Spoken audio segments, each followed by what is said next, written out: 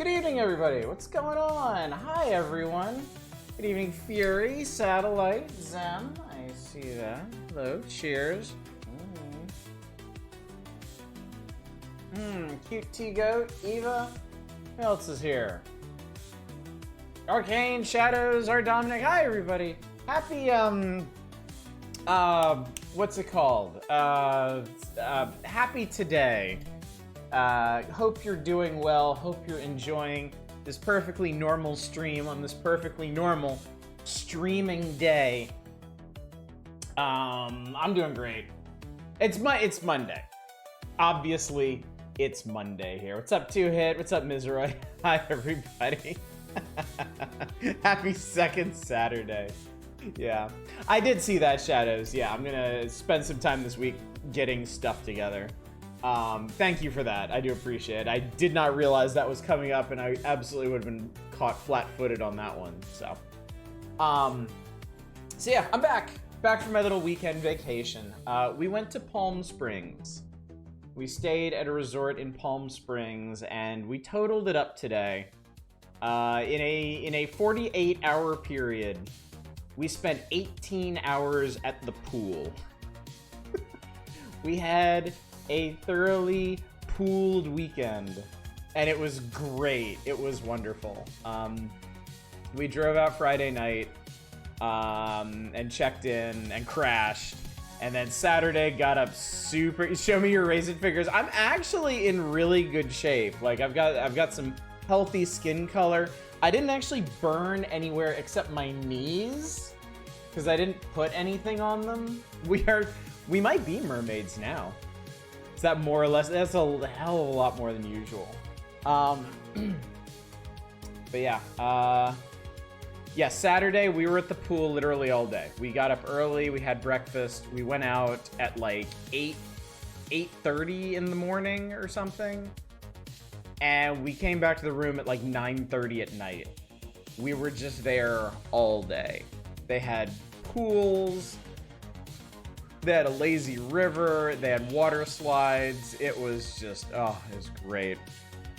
And then today we had late checkout in the afternoon, so we got up early and just went to the pool again and spent more time at the pool and came back, and now we are all dog tired. I am like deep bone exhausted now.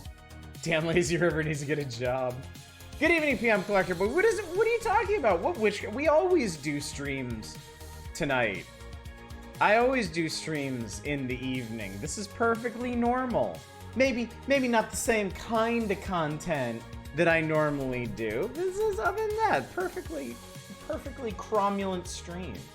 Nothing to get all excited about, nothing to freak out over. So yeah, I hope you're all doing well. Yeah, I stream every July 20th. Exactly, Dave. Good evening, Dave. It's good to see you. And Deep Thought, I see you there. Good evening to you as well. Autosh always streams on Sunday, and we've always been a war with Eurasia. Alright. I filled you in on my vacation. I'm gonna go ahead and start talking about important stuff, because we have a bunch of important stuff to talk about tonight. Happy Monday, everyone. Good evening, Manic. Thank you for that. It is a perfectly normal Monday here. Except we're not doing a Tele Aisha. Isn't that weird? Don't worry, though. I got a plan for that. Yeah, let's go ahead and start talking about stream stuff so that we can get going on this, because there's some stuff going on. I've made some decisions. Tonight's very important, chat. Extremely important. Of dire importance, really. So, first of all, Saturday? Friday? I can't even remember now. No, it couldn't have been Friday because I didn't stream on Friday. Thursday. During the stream, I believe it was Manic, brought up a very good point. Do we even need to keep voting for Aisha? And on the back end, the answer is absolutely not. The margins to keep playing Atelier Aisha are, I think, the strongest I've ever had. Like, they are just, like, it's no contest. It's crazy. So, Manic made a very good point. Do we even need to vote for this anymore? And I thought about it over the weekend in my pool-induced haze. And I was like, you know what? No, we don't. So my first declaration of the night is that yes, Aisha is no longer democratic. She is authoritarian. She is autocratic. We will no longer brook any insolence against our cute girl regime. He's just gonna stop playing her. Y'all would be so pissed, but that would be so funny. That would be hilarious. So yeah, no more voting. We're just gonna do it. I don't know how much longer it is, honestly. We've been playing it for 3 weeks of real time, 9 streams. We are coming up on year 3, but I think like in-game chronologically, we're maybe like halfway through the whole time frame. It does feel like we made a lot of progress. So I don't know. We're just gonna do it until it ends. Streamer version of I threw it on the ground. Good evening, Helvy. Good to see you. I wasn't an Aisha. Never charged in to vote no because I'm not that person. Well, as I always say, I heartily encourage everyone to vote their conscience on these things with no consideration or obligation to other people. The system only works if each person being polled is honest about their opinion of a game. So like, if the majority of my viewers hate Aisha with the fury of 1,000 suns, but they don't vote no because they don't want to hurt anybody's feelings, we're just gonna play it forever. I know that's not the case. I know that's not how this turned out, because I'm pretty sure even if the kind and reticent folk voted against it, she still would have crushed all resistance to establish her autocratic regime. She's just that cute. So, but still, I've said it before. I will continue to say it. Please, vote honest, vote early, vote often, vote honestly. Like, get that vote out of there so I can, because what you're doing is you're letting me see the actual spread of support that a game has. If you don't like a game but you don't vote against it, I don't know you're not interested in it. So I do feel like the margins for Atelier Aisha were accurate, but it's also good to know how many people are not into it. So I don't give a shit. I vote no. Fuck Cloud already.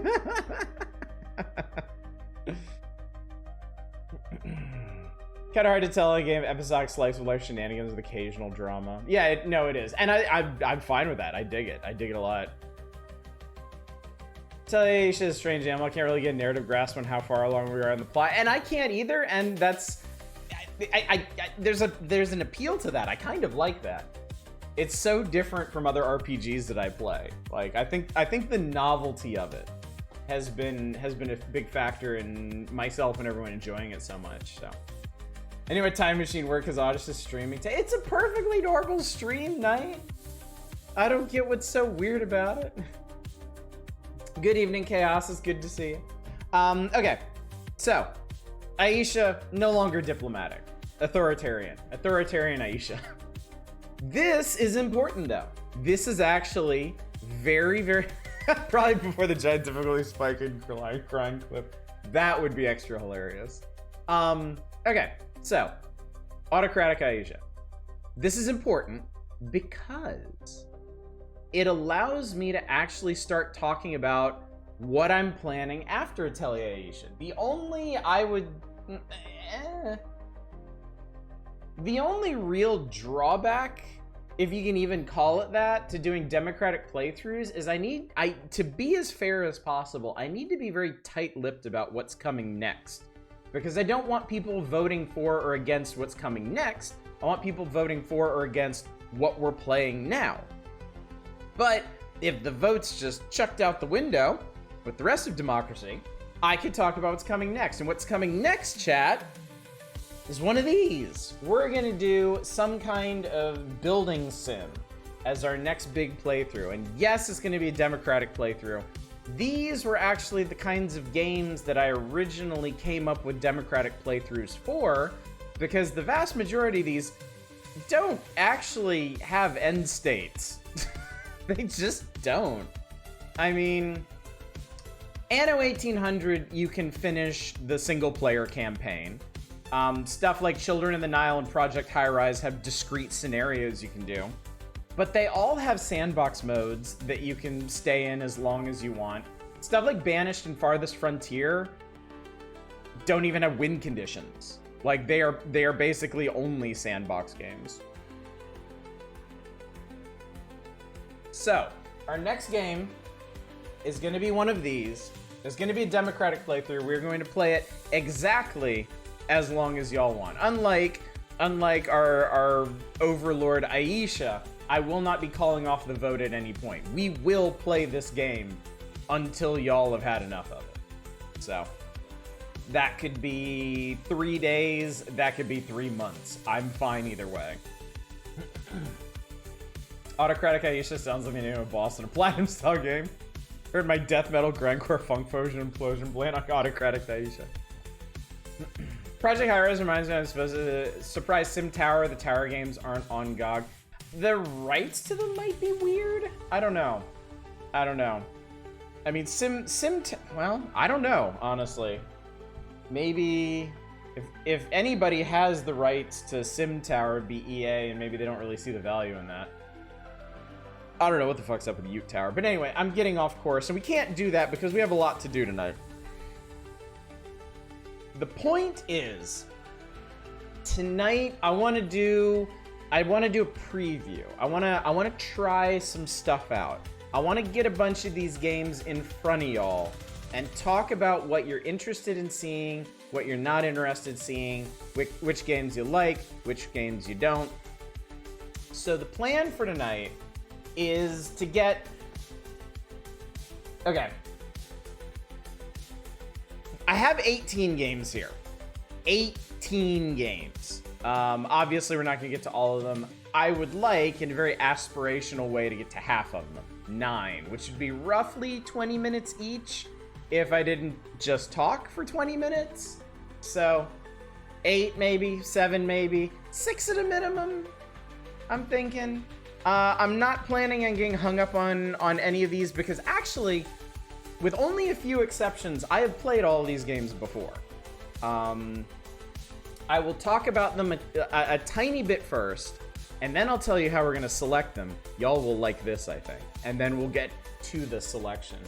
What's up, Loretto Spicer? No Roller Coaster Tycoon 3. I don't think I own it, actually. I think I only have 1 and 2. I'd have to double check, but... Is it a wheel? No. No. It's 3 wheels! Ah! But I'll explain that in a minute. Alright, so. Let's talk about what these games are real quick. And then I will explain the 3 wheels thing. You'll like it, I promise. I'm just repeating myself now. They said it couldn't be done. Alright. Anno 1800 is presently the most recent of the Anno series. Anno games are building sims focused around production chains.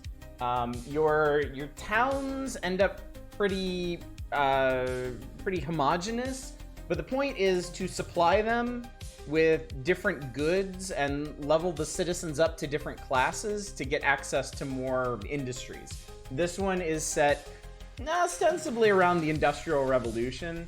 And its big claim to fame is that it has trains. I have not actually gotten to the trains in it myself, though. Banished is like the... Banished basically started a new genre. There was a dark age... When did this come out? 2014. There was a dark age of building sims, post SimCity 4, really, where nobody was really putting a lot of effort into making them, and then there was a new SimCity in 2013 that, well, we all know how that went down. And then Banished came along. It was a one-man project, and it was like a merging of building sim and survival sim, where your people could actually die if you didn't take good enough care of them. It's a very simple game. There's no campaign. It's totally open-ended. You're just building a village until you get tired of it. But it really, really kicked off an indie renaissance of building sims, and I think is directly responsible for getting larger publishers like Paradox to come around to stuff like Cities Skylines. So Banished is really an important classic of the genre at this point. Before We Leave is a really neat indie builder where you build on a hex-based map on actual planets, and your little people rise up from an apocalypse to build spaceships and recolonize their solar system and learn about just what the hell is going on in the wider world. Children of the Nile is an old 3D builder from the Dark Ages. It is based around ancient Egyptian culture. You build Egyptian cities, you build pyramids. It's neat. I've always really liked this one a lot. This looks kind of Pharaoh-y. Okay, important note. It does not play like Pharaoh. It is not a Caesar-like. It doesn't use agents. It has discrete. It's more like Tropico than a Caesar-like. Each of your citizens is a little distinct person, and you can follow them around during their day and see what they do. I've always really liked this one. It's pretty cool. Also has some light RTSing in it. Cliff Empire is a very unique indie builder. After climate catastrophe, humanity has escaped into space and has decided to try and recolonize Earth on top of artificial cliffs. They can basically drop plateaus out of, like, from space, and then you build like sci-fi cities on top of them and connect them with like flying drones and bridges and stuff. I have not played this one in a very long time. The developer kept working on it for years and years and years, so it may very well have changed a lot in the last, I don't know, 8 years or something. Dawn of Man is a more recent sim where you steward a village of cavemen, basically. Early humans hunting mammoths and discovering the basics of making tools and stuff. It's pretty interesting. I do not even know what differences a Tropico has versus a Pharaoh. Well, maybe that's something that we can break down as we play these things. Farthest Frontier is actually made by the Grim Dawn devs. They decided they wanted to make a building sim. I think it's actually set in the same universe as Grim Dawn. It's got a lot of references to it, but don't expect any demons or apocalyptic stuff.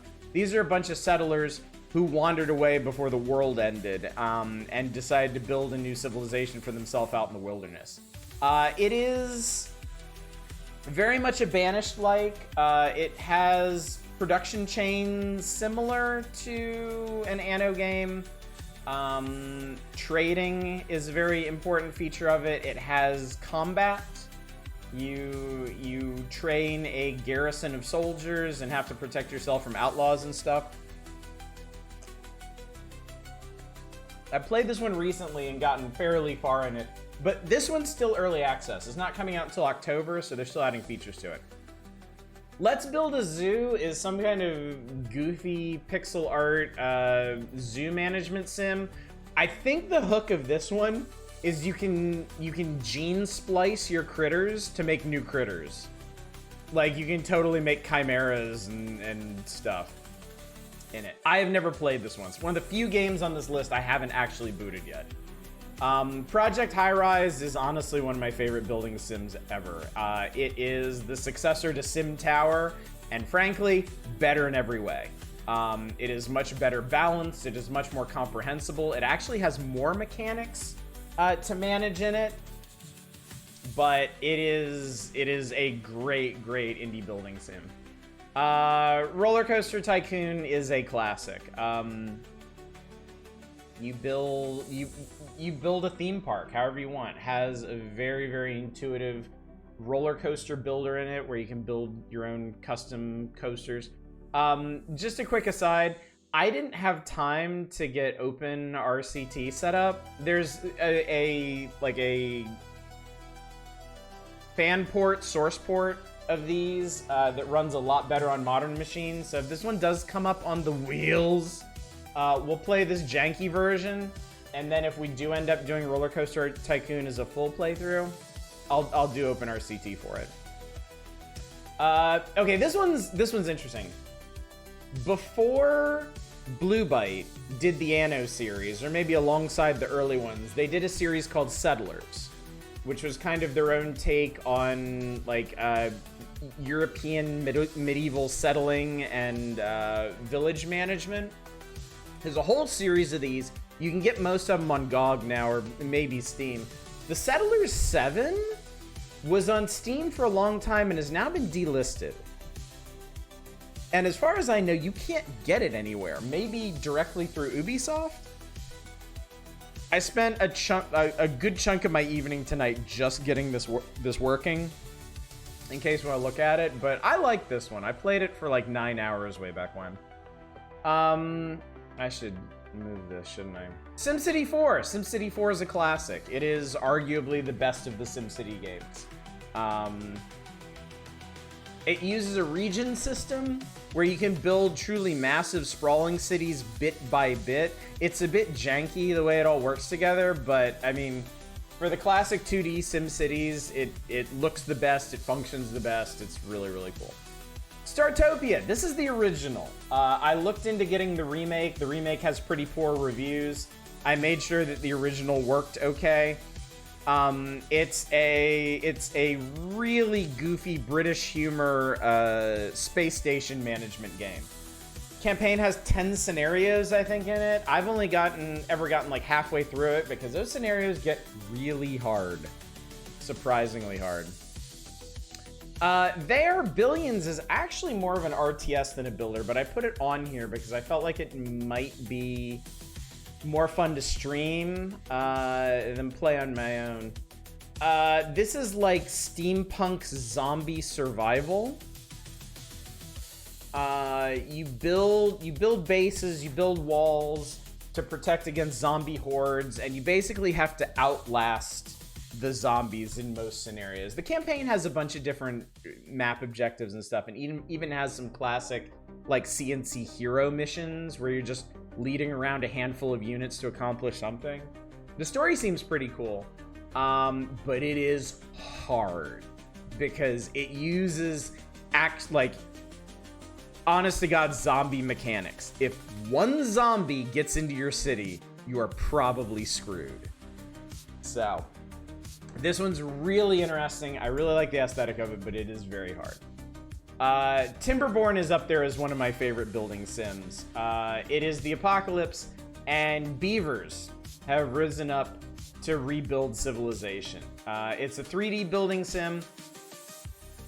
This one's claim to fame is that you can completely resculpt the landscape, and in fact you have to, because all of beaver civilization is based around dams and water flows.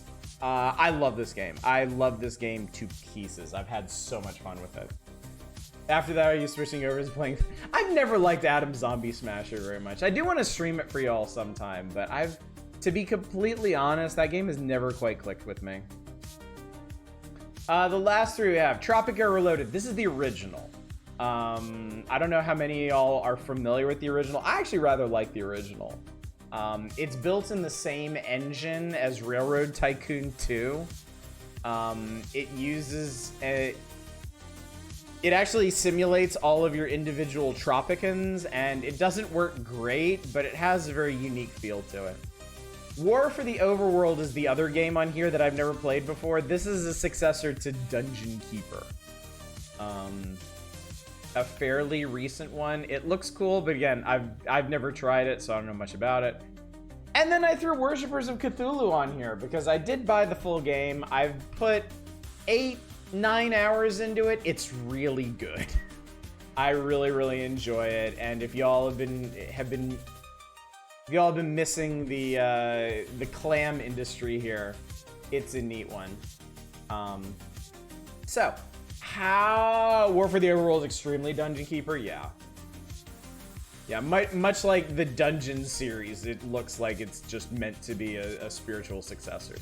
So how are we going to decide what to play tonight with our rapidly dwindling time, chat? Well, I did show you the wheels, right?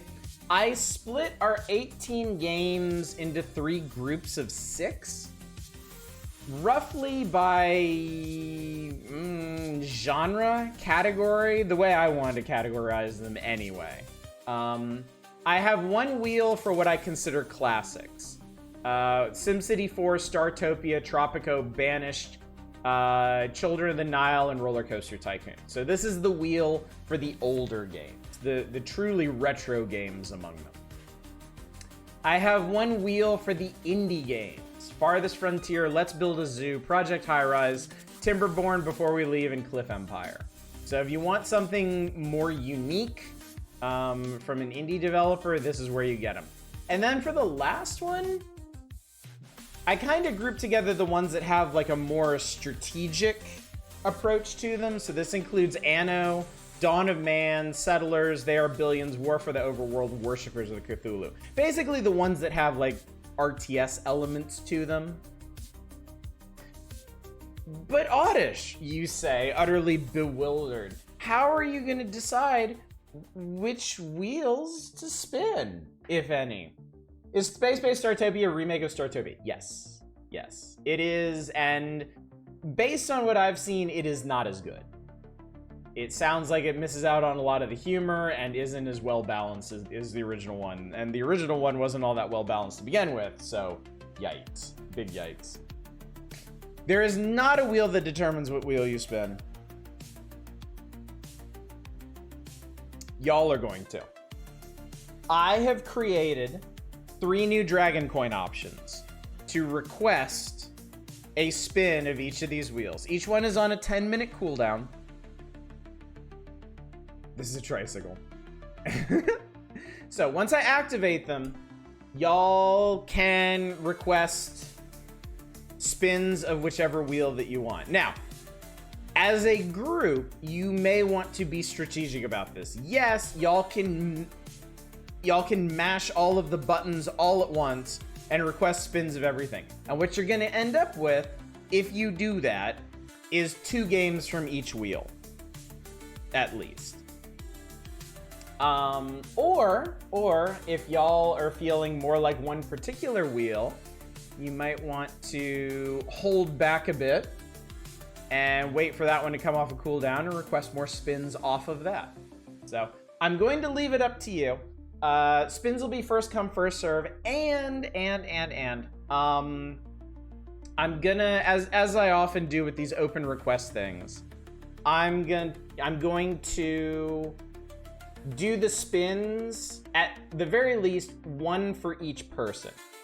So that way, if there's one person mashing all, like, if there's one person just like trying to mash everything over and over and over again, I'll get to the other stuff first before going to that. So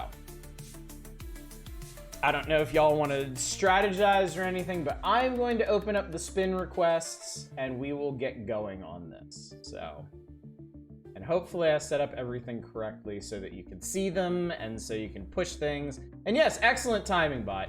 All right. The spin requests are open. I will take them in the order that they are made. Indie wheel. Start with the indie wheel. Here we go. Indie wheel lands on Farthest Frontier. So let's start with that one, chat.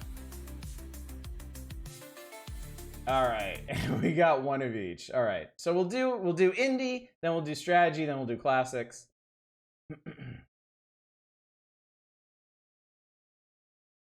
Oh, I wonder, did I accidentally... Huh. Whatever, it's fine. Everything is fine. All right, Farthest Frontier. Instructions include new top hat or fancy for our mayor. All right, let me get this loaded up and then I'll pick one out. All right, Farthest Frontier. Boop. Yeah, sorry, you shouldn't have had to include anything, so I might have flubbed that one. So let's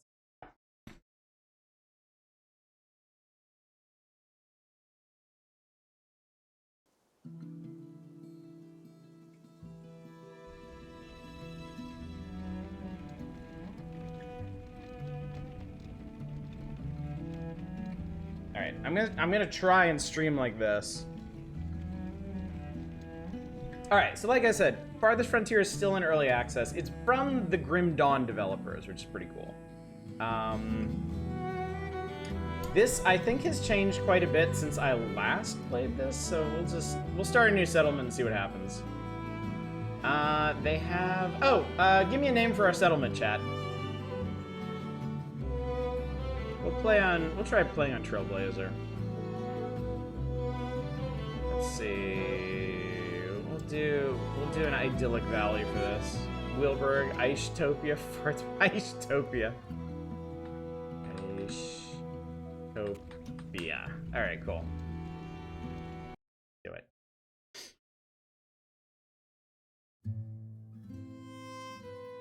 Life can be harsh everywhere. But in the old world, there was no hope of it ever improving. Sorry if that's a little quiet. When our crops failed, I tried to find a good midpoint for the sound levels. leaving our children to starve.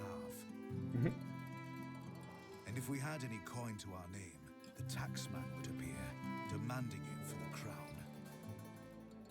The nobles hid behind the safety of their walls and did nothing when raiders pillaged the I can outskirts summarize of the for city. you. Eat the rich. And so, some of us decided that it was time to leave. That we'd rather take our chances in the wilderness, seeking the promise of a new land, than starve to death in our homeland. Yeah, the nobles sucked, and a bunch of people decided to We lost many make their way out into the wilderness, start a new place for themselves. unsettled land offers us the hope of a new start. That starts at as the masters of our own destiny. The music in this is really good too.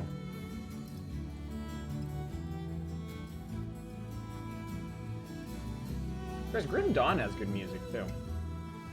Mostly atmospheric, but still. This would be great until they start saying tax collectors. Oh God. Okay, we have to play this long enough for y'all to see crop rotation. When do ethereals invade? Yeah, this doesn't. I'm pretty sure this is set in the same setting as Grim Dawn, but maybe it happens before the apocalypse. I imagine they posted something somewhere about all this. All right, we finished scouting. Survey land, your villages, explore, and choose a promising site to construct your town center.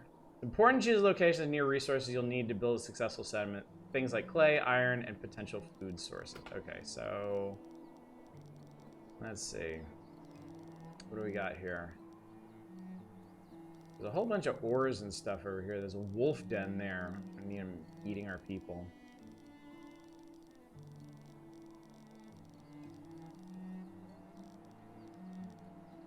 Maybe in the cleft here. How about that?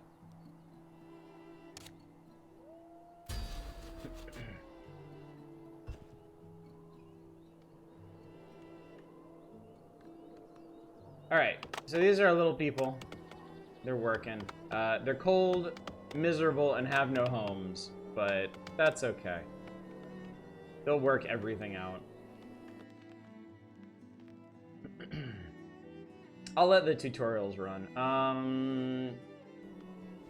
So we're gonna need resources for stuff. They're listed up here behind my head. Logs, firewood, wood planks, stone, that kind of thing. So we'll need to mark resources to harvest. And we'll harvest everything around here. One interesting thing this game does is it has a storage cart. Storage management is kind of a big thing in this. It matters where you store items. Like, you're gonna need a vault for your gold. You're gonna need storehouses for your food, because there's food spoilage in this. So the better your storage areas are, like, the more efficiently you can move your resource around.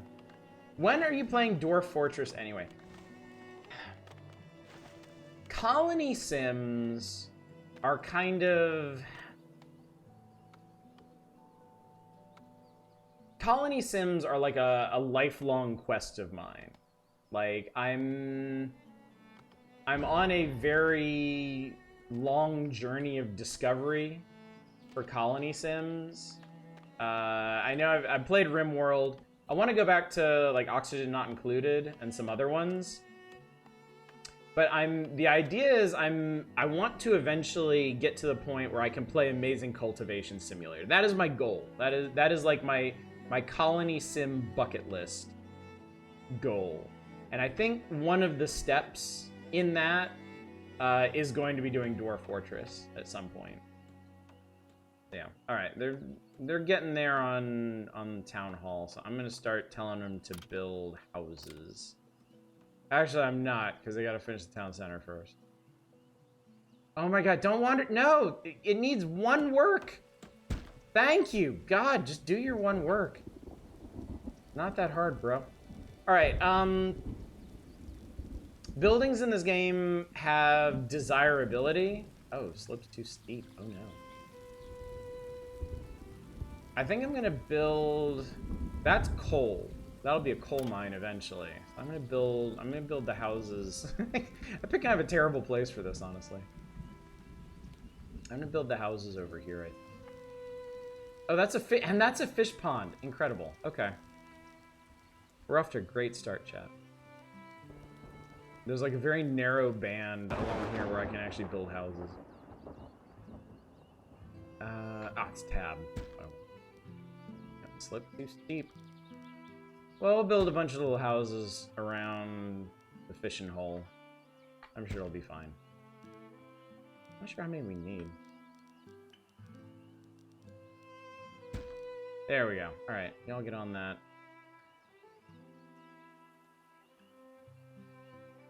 We'll harvest some more trees. And we'll speed this up. Colony Sim, wait, I'll call you Ishmael. Tried playing Dwarf Fortress when the Steam release came out. I got a few hours and I was just getting the point of there's too much going on here for me to track or care about. Alright, firewood is critical resource for your settlement's continued survival. You need to make sure you stockpile enough for the cold months. The seasons are listed up here. We're just coming out of winter.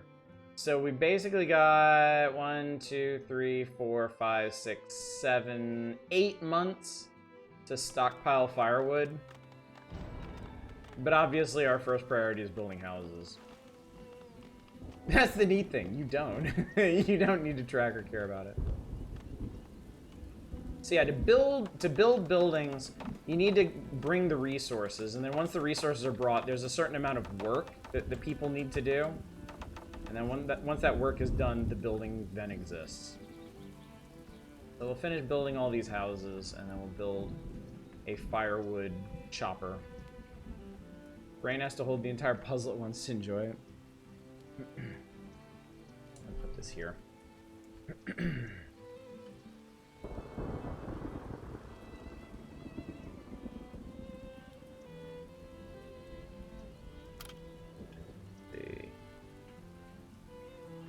So we have amenities and services. Right now, these are things like graveyards, shrines. Later on, it'll be like healers, trading posts, temples, pubs. Housing always starts as a shelter, and then by supplying houses with different goods and needs and raising its desirability, it'll evolve into different forms. There's lots of different kinds of storage, from stock houses to granaries, vaults, a bunch of different food production, tons of resource production. There's a lot of resources in this. Defenses, roads and fences, and then a lot of decoration. This is one of those games. I think they took a cue from Anno. One thing about the Anno games is that they can be very, very pretty. I just realized I didn't tell them to chop enough trees. Like, please chop like all the trees. And then this is an explanation of desirability. Basically, a lot of buildings have auras. Services and decorations have positive desirability auras. Most of your industrial stuff has negative auras, so you want to keep the industries separated from the residences. This also gives you an idea of all the crunchy stats that houses have. this right here, this bar shows the progress towards each upgrade stage of the house. This is its structural integrity and health are two different things. It has its upgrade requirements, its upgrade costs, the bonuses you get for upgrading it, who's there, what items are stored inside, and how well its basic needs are met. This is one of the more technical games that I've thrown on this list, honestly. But I can't imagine you'd be surprised to hear that after seeing all this. Let's see, we'll put this here. We'll put this on the other side of the lake. That'll be great.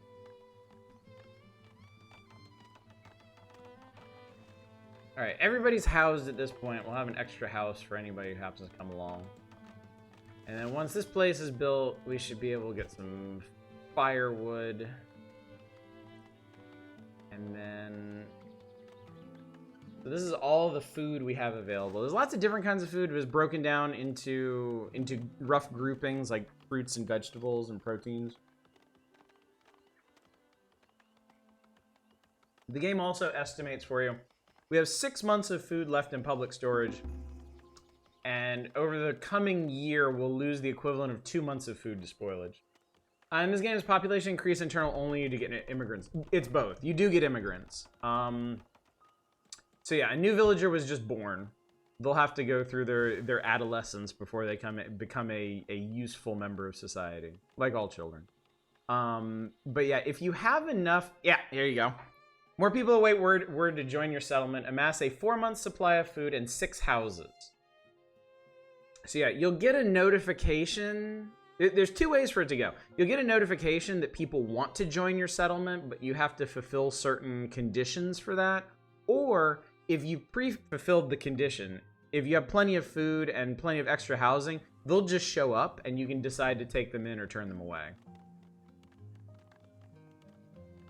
All right, let's see. We do have a professions chart. This game takes a lot from Banished.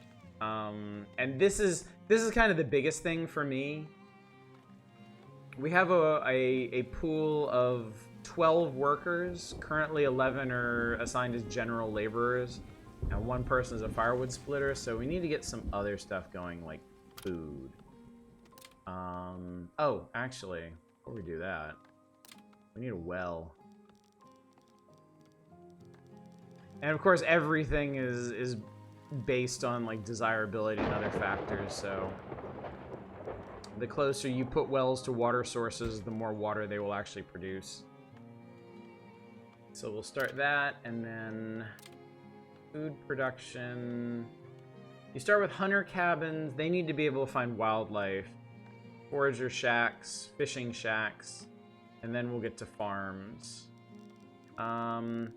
And a nice thing about placing stuff like foragers, it'll actually give you a pop-up showing what kinds of stuff in the radius they can find.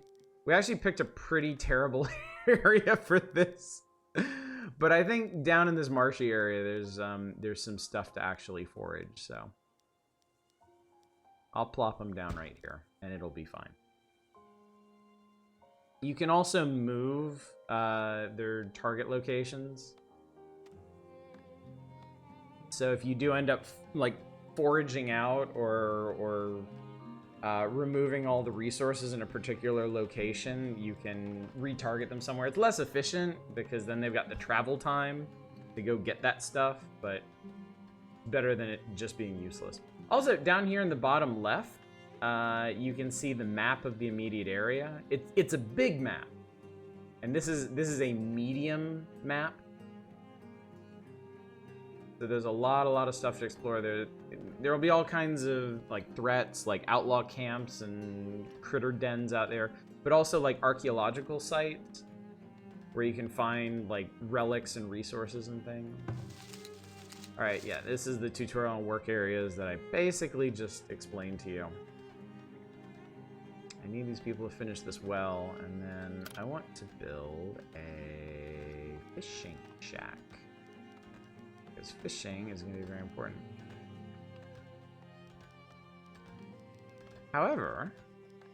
It is possible that there is no legitimate place a fishing shack here. Oh. That'll actually work. Cool. Wow, this is actually really nice. That is going to be a shockingly good place for fish. These people are being fish for days, or years, such as it is.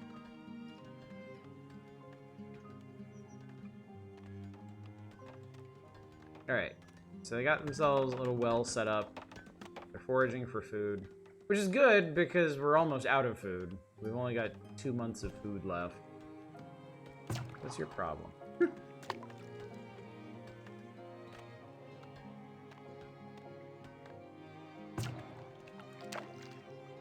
No fish in range. Those are literally fish. Okay, I fixed it.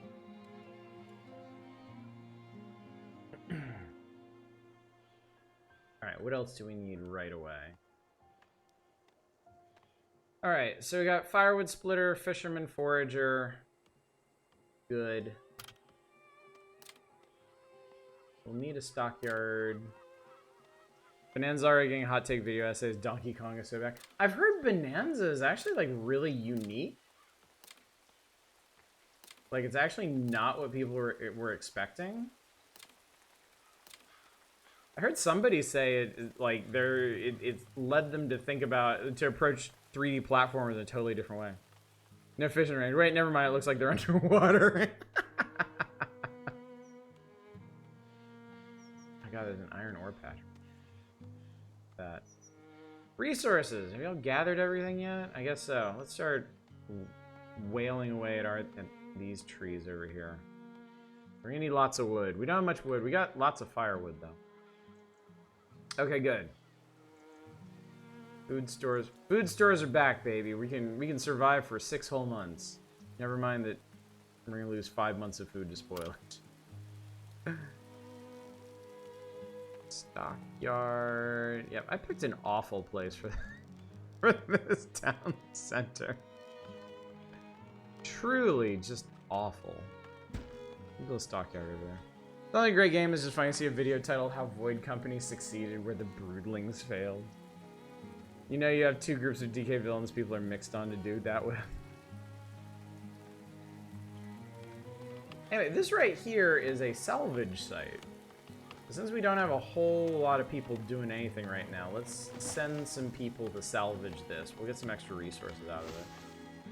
And I can move our... Well, actually, I don't need to move our storage cart over there. I'll move our storage cart over here.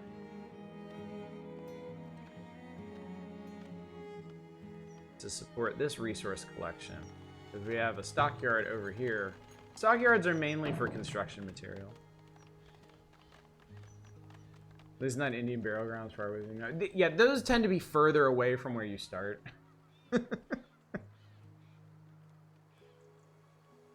We'll need to watch out for that.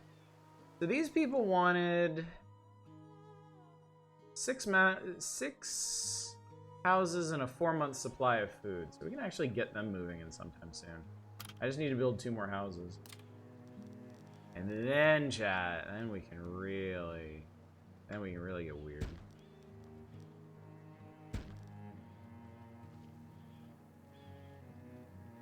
Like I said, I really just want to show you farming before we get going on this. So anyway, each of these people is their own little distinctive person. This is Luma. She's a builder. She's working on building this place. She has no hunger. That's good. She is very warm. She's really quite happy. She's happy about everything except not having beer. And she's very healthy. She has clothes. She has an occupation. Or she has tools. That's important. Appreciate them hauling ass with the cart. Yeah. Okay, the original Tropico taught me to be a little bit wary of games that simulate your individual little people. That can often be a big hang-up in these games.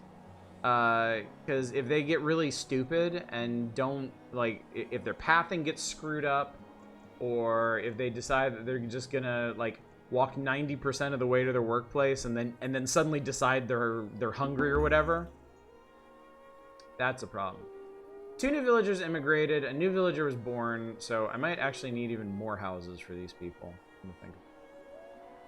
All right. Hopefully everybody's gonna survive the winter. We will. It'll be fine. You relate with the Loom? I could go for a beer. Union mandated break.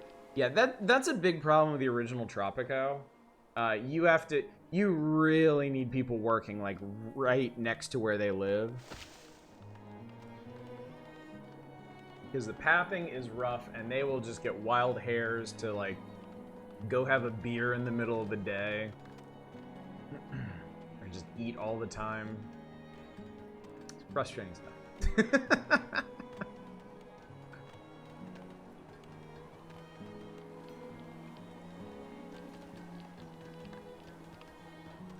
Actually, you know what I can do? I've shown you the basics of getting a little town going here. I'm gonna show you a town I've already built. How about that? We'll save Aishtopia. Let me show you a town that's gone through many, many seasons and expansion. That should give you a better idea of where this game goes. So this is the last one I worked on earlier this year. I actually did this right before they put in achievements, which kind of cheesed me off because I did so much stuff in this one.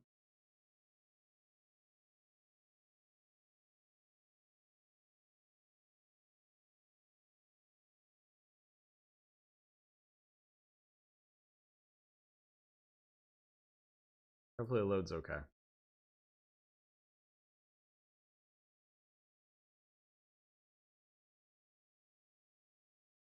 Hopefully. If we do end up playing Settlers tonight, that game has a lot of trouble loading. It has a lot of trouble getting going. Okay, so this is a much more established city, obviously. The original. Oh, this is the original town center. It's been upgraded many, many times. I expanded the city out this way.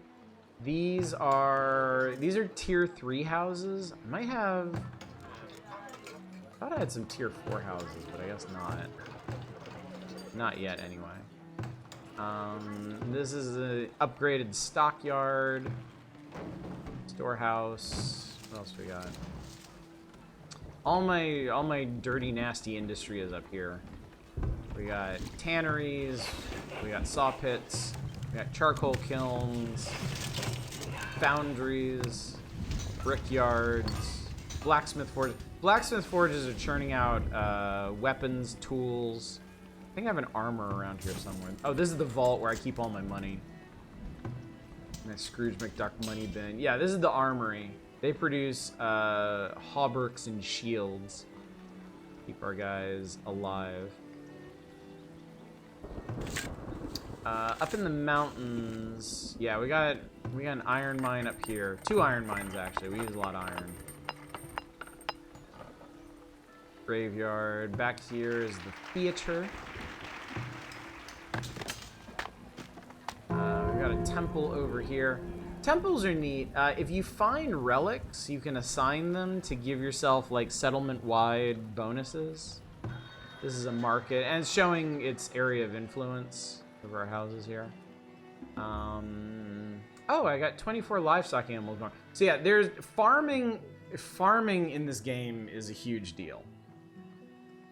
So, where are they? There we go. This is a goat farm. I have a goat farm here. I've actually got, it's got an excavation site in it.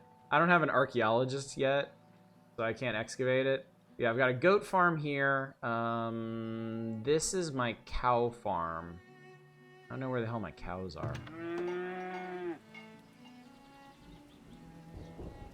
I guess they're all in the barn right now. I've got some chicken coops. Oh, there's too many chickens, so they're gonna have to do a bit of a culling there.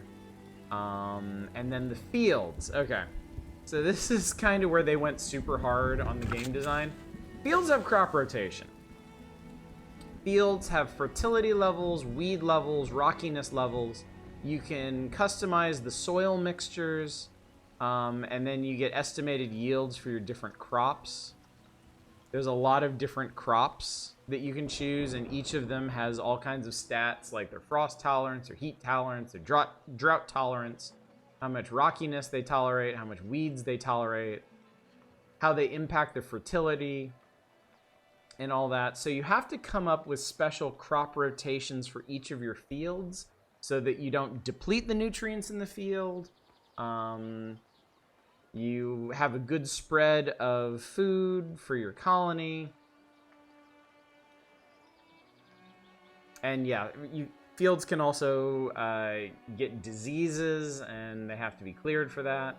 And then whatever you grow there, you want to customize the soil for using your clay and sand resources. Hello, Austin Spafford. How you doing? I'm showing off our first game of the night, Farthest Frontier, which is a lot of fun.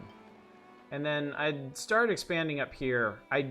My original town center here wasn't near any kind of water, so I expanded this way, which I guess according to the map is south, and then ended up near this big lake and built a whole bunch of fishing huts and stuff over here. And it also gave me some space to build an orchard, which I think is still growing. Apples and peaches. Yeah. Oh, and one more thing. There's traders. So all the resources you make can be traded with different traders. This is Atka of the Iron Clan. So she will buy certain things. Like she'll buy excess clothes, pottery, iron ore, stuff like that. She'll sell a bunch of things, tools, weapons. And then this here, Targo's hammer, is one of those relics I was talking about. Blacksmiths and armor use work 20% faster. What's up, Bluezest? How long are you going? Long. I got at least another 2 hours to go, and there's a chance I might go late tonight, too. Because I'm trying out a whole bunch of building games and stuff. Yes, this is Farthest Frontier. I really, really like this game a lot. So, yeah. So this is a quick look at this. We'll move on to other games, but keep this in mind when we're discussing what kind of stuff we're going to want to play in the future. Because that's the whole point of tonight. It doesn't look like space. It's not the final frontier. It's the farthest frontier. There's a difference, and that's important. So yeah, let's pop out of here. Hopefully that gave you a decent feel of it. I think you can rename people too. So I think we'd be able to name. I think we'd be able to name citizens after members of the community here, which is always a good time. All right, so anyway, we're back. All right, so that was Farthest Frontier. So let's see, what was the next spin request on here? It was strategy. We're gonna try the strategy wheel now. That was Farthest Frontier. Take that off. All right, strategy game. What's next?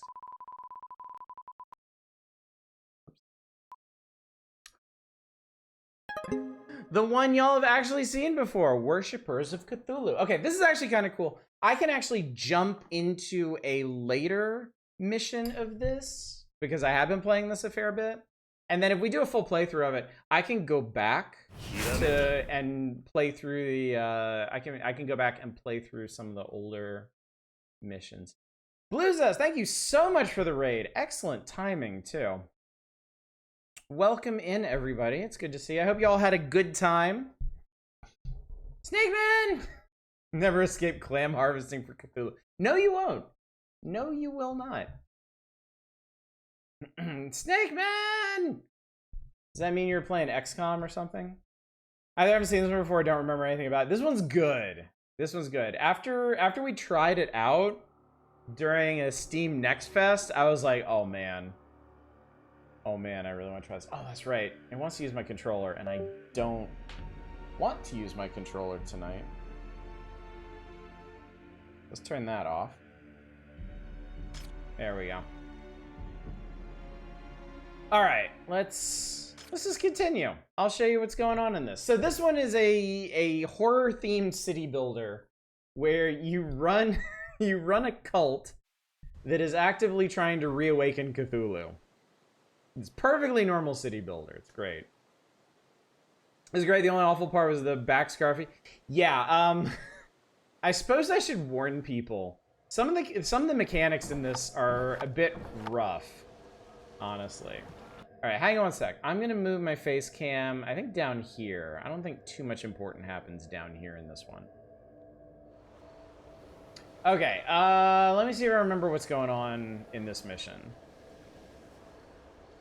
Is this lied about? Yeah, no happy horse girls here, I'm afraid. No happy horse girls for that. All right, so this is the second campaign mission. I finished the first one. I'm working on this one. This is our initial island. We've got our settlement. I got a corn plantation. I got our clam collectors going. They're clamming up. I got a sheep farm. You know what? Let me turn this up a bit because the sound design in this game is great too. Our work for our God. Plenty of clam collectors. Embrace your destiny. We got our elder temple. We got our ceremony hall. Uma Musume of Cthulhu. And we got the beacon altar, which is really handy for summoning more people. Okay, so what was I trying to do here? Okay. The basic thing you have to do in each mission. These pointy things are called dream spires. You have two options for completing your dream spires. You choose one objective, and then you complete it. And you need to complete a certain number of dream spires to finish the scenario. So we have to do 3. I've already done the first one on this island. Yeah, I was real good about gathering clam. Now, there are a bunch of other islands. We've already effectively taken over this one. And I'm spreading out because this one has sandstone and something else I need. Iron. Yes, it has sandstone and iron for us. Let's see. This is a Sharnock. We're gonna have to deal with that later. We're gonna have to get over here and claim this island because this has psychedelic shrooms that we need to upgrade our people. This island has... What does this island have? Okay, there's a dream spire on this island that we'll need to get to. And then way over here... I think this is where the third dream spire is. This is a big-ass island, too. But these people also have a big-ass fleet. Game's still retro? Oh, yeah. I was actually just going to leave it on that. But I guess since we're doing this... Oblige... I get some other worshippers of Cthulhu in here. What sort of upgrades do the shrooms provide? Okay, so... Let me go back to the initial island. Follower Ascension. Alright, so shrooms will upgrade your initiates to acolytes, and then your acolytes to disciples. You need higher tier people to work at different jobs. I don't have anybody at a higher tier yet, but I think... Let me see here. This is... The tech tree is basically granted to you by Cthulhu himself. I think once we get down here, I think you need more advanced people to farm cows and mine iron and coal. So, let's see. So we need... Okay, overall, we need 3 Dream Spire requests completed before Cthulhu's patience runs out. Your missions are timed. And you can do different things to extend his patience. That's why I have the game paused right now. Because I would have lost a bunch of patience explaining all of this to you. Alright, the followers of Hastur attack periodically. So we've got another 8 minutes until we get attacked over here, but that's okay because we got a bunch of towers here. And we need to find a Necronomicon page at the Black Reef. Which we're not at. We're at the Nameless Toll. So I think the next thing we need to do is... Yeah, that, sure. I serve the deep. Okay, I was building sandstone for some reason. Why was I building sandstone? Was it for... It was so I can build re-educators. Okay. Alright, so I'll let this run. Warcraft tower defense level for fighting other groups. Yes, there is a combat level in this. In fact, I can show you. I can try to knock out one of these islands right now. I don't think I can do this one. But I might be able to put a dent in this one. Let's see here. So the summoning ritual site lets you perform rituals to summon different horrors that will attack, that you can use to attack other places. So you can summon Azathirs, a swift but fragile horror attacking its foes from afar, or a Yuggothar, hulking beast, durable with slow but powerful attacks. I need blood, and I need captives for this, and I need faith. This would basically be all my faith. This is fine. I'll just show you what's going on here. So we need to sacrifice somebody for this. Any horror specialists? This clam collector. Actually, we could do an Azathir. Oh, but you need 2 for that. Never mind. We'll just. Anybody? Anybody unemployed? I shouldn't joke about that. Let's see. Let's see. I need somebody who is ill-positioned for their current employment. This guy, you're not going to be very helpful. I will exalt you. I will summon this guy. So you can actually see him here. They're doing the little ritual thing here. Yes, you do need to sacrifice people for your own monsters. This here, oh, there he goes. Blorp. And here's our boy. These guys are on timers. Their health ticks down while they're summoned, so you can't keep like a permanent crew of them. And the number of them that you can have summoned is dependent on the number of pillars you have built. And those can be built on specific sites only. So I'm gonna send this guy over here and see if I can lure out this fleet. If I can get them away from the towers, I might actually be able to do this. There we go. All right, come on. Yeah, if I can take these out one at a time, we should be in good shape. Smack. Smack. All right, cool. And then give me those captives. I might not even need that guy. If you can take out the dock, I might be able to like. Oh, yep. Okay. The guy is dead. We sacrificed the guy. We sacrificed the guy for a monster that will eventually die. But such are the wages of sin. All right. Let's see if we can destroy these towers. Oh yeah, 3 hits each. Oh, but all of them can reach. That's gonna be a problem. Oh, and I got that little ship's attention. This will probably take like 2 guys. If you can finish that tower off, that'd be ideal. I don't think that's gonna happen. Well, I don't know, actually. He's doing good. He did good. All right, cool. Eat this. Boom. We got it. Victory of the righteous. So whenever you do something in this, and also at random times, it will give you a choice of things to do. This pops up whenever we conquer a settlement. The settlement is yours. The infidels run frantically. The fires rage, and the screams turn the night into the most exquisite of operas.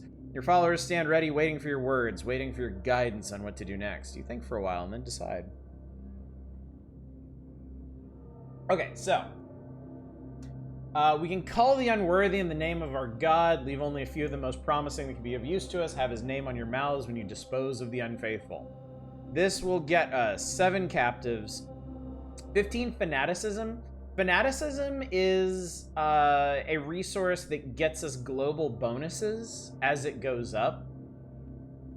Basically, we get followers faster and our monsters do more damage. So fanaticism is good. You mostly get it from doing rituals and murdering people. What's up, Drake Nell? How you doing? And this will also extend Cthulhu's patience. We can focus on gathering as many unfaithful as possible. That'll get us more captives. And it's time for a grand celebration. You'll be rewarded for your efforts. I proclaim the time of the great orgy of the senses. Eat, drink, destroy. Call them in the name of our Lord. Fulfill your desires. So basically, this is the even-handed one. This one gets you more captives. This one gets you more fanaticism. Obviously, we're going for the orgy. Alright, and another island falls to us. This island has a dream spire. It has another pylon, so we can add to our fleet of monsters. Has sandstone and coal. I think we needed coal. And then this land is good for sheep, for making robes, and making corn. I don't know how the environment is good for making robes, but, I mean, just run with it. Are there problems with getting unfaithful people? Yes, actually. We'll claim this. This guy, can you grab that before you vanish from existence? Alright, so we have a new main storage here. Alright, this guy can just chill. Alright, we got a whole bunch of stuff on this island that needs to be cleared out. We also need some houses on this island. Yeah, there's a pylon up there. Alright, so we need... Every settlement starts with a builder's shack. We need a builder's shack somewhere centrally located. We'll put that one there. And then we'll start slapping down some houses. We do need to get rid of these. And we've got followers coming in here. So we need to wait for that. While we're waiting... Oh, something's happening. That icon means that we have a decision to make over here.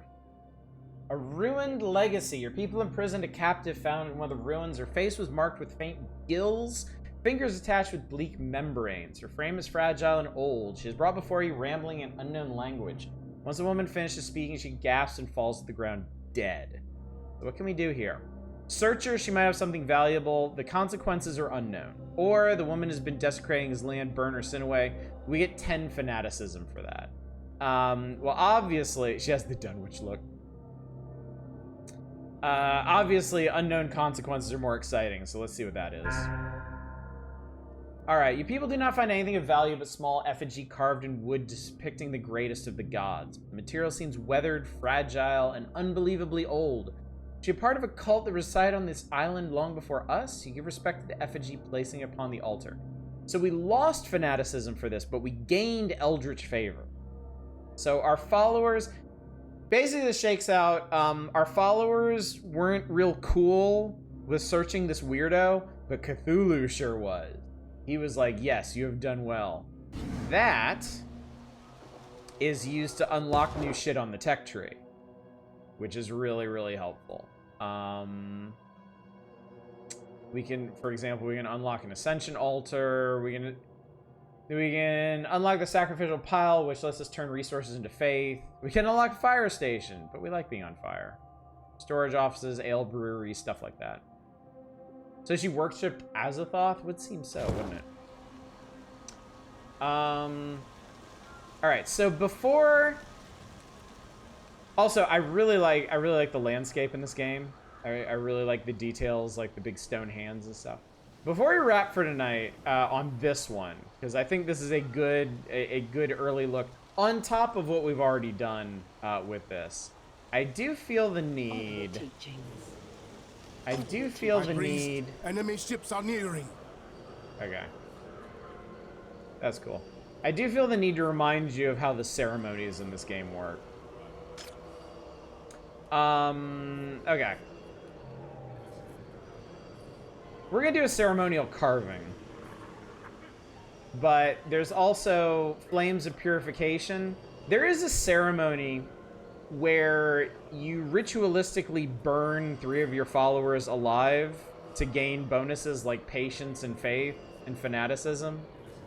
There's also chanting. This is way more palatable than these other two. But just FYI, following Cthulhu is its own reward, and by reward, Dev didn't add an option, did they? Let me see here. Probably under game if they did.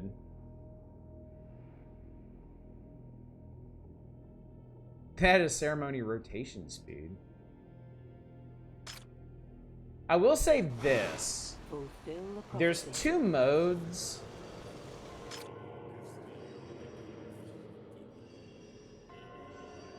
Oh no, I think both of these kind of work the same way.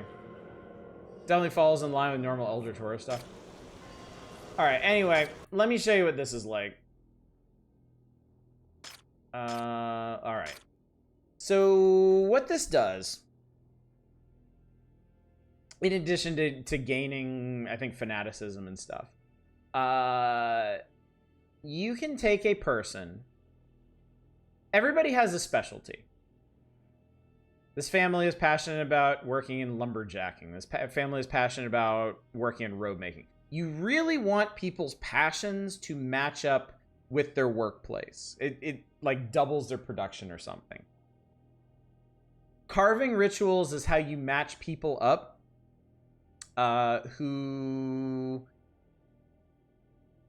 aren't there by default. So for example, this robe maker, they don't have any particular passion. They get a permanent zeal bonus, but we can do better than that. We can make them a robe maker. And we do that by carving sigils into their flesh. So let's take a look at the Book of Symbols here. And let's see how we make them a robe maker. So to make them a robe maker, it was robe maker, right? I would really hate to carve the wrong thing into them. To make them a robe maker, we need a medium-sized vertical carving on this side of their body. So let's do that. Roughly from like here to here. How's carving penises on we make them a rope maker? I think you can probably answer that yourself. Yep, you definitely chose the right time for dinner. So let's go ahead and let's do like a little like lightning bolt looking thing. I think that should do it. Creamy. All right, let's finish that carving. And yay, we did it. Each carving has 2 interpretations, but obviously we want a rope maker. And that's it, chat. The enemy will arrive soon. I implore you to defend the shore. And that's how it goes down. I'd also show you what it's like to burn people at the stake, but that one's still on cooldown. So, this is a really cool game, but you do need to be okay with the horror elements of it. Just FYI. Wet meat noises. I have to get some sleep. Oh, God. Alright, let's see how this attack is going to go.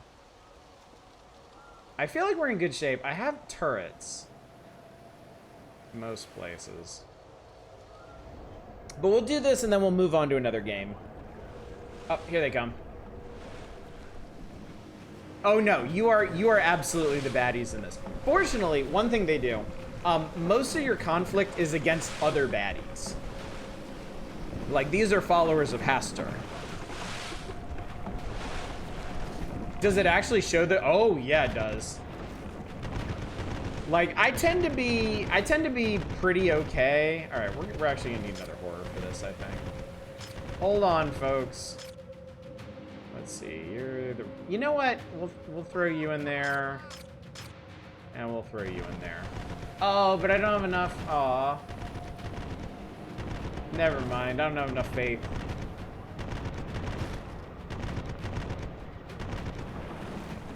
As long as they don't destroy everything, we'll be okay.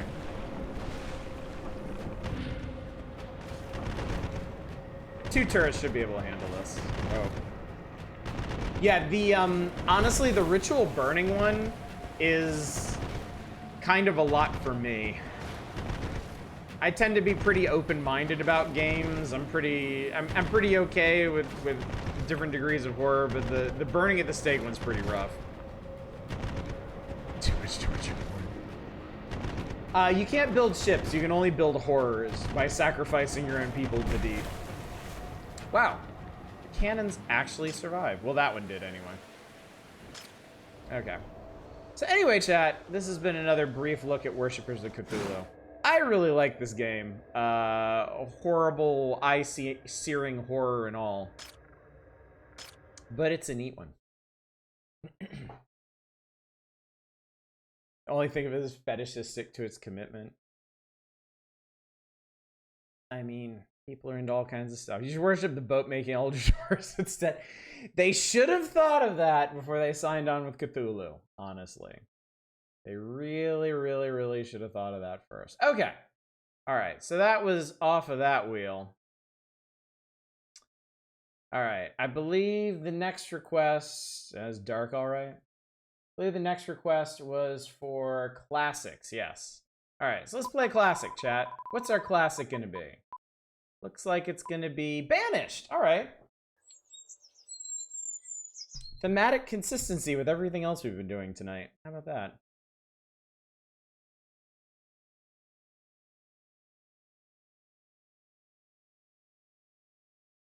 I bet it's been a hot minute since a lot of y'all thought about Banished. And also, my face cam is in the wrong place again. Put it up here. All right. There we go.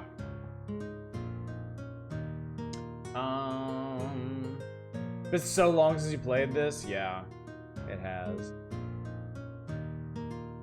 Do I remember this well enough? Maybe not.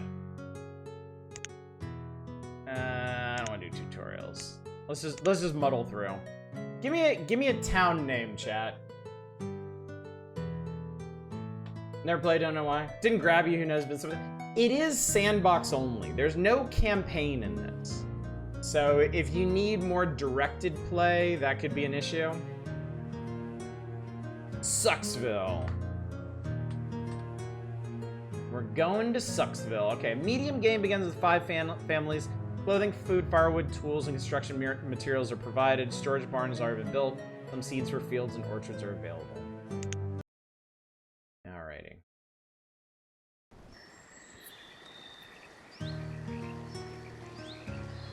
It's very minimalist in its design, and I really like that. Okay, here's a bunch of people. They all need places to live. Let's do that. This is our storage barn. We have hide coats, iron tools, and a shitload of potatoes. First one to nail the formula. I mean, this one was pretty important. It really kind of got it started an indie renaissance of building games, I think. All right, let's see. Let's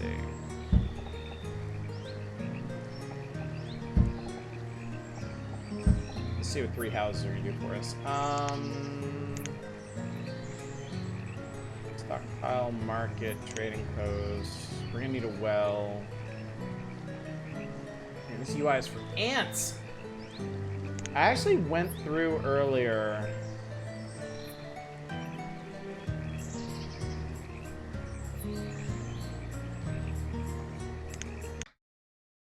I went through the options. Oh. User interface scale. Oh no, that's the opposite of what I wanted.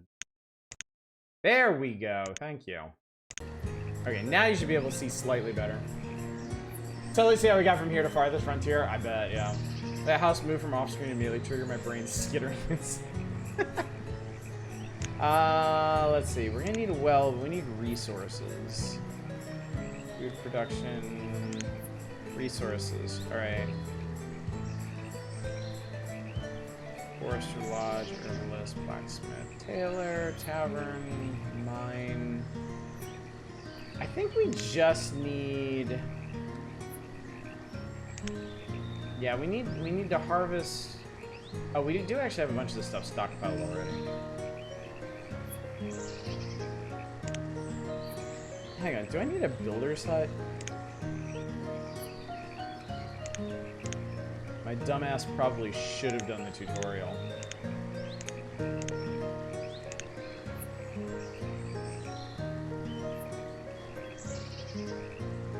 Oh, I don't have any builders assigned. That's the problem. That's the problem. There's my jobs. Yeah. We have need of builders. Okay. That'll do it.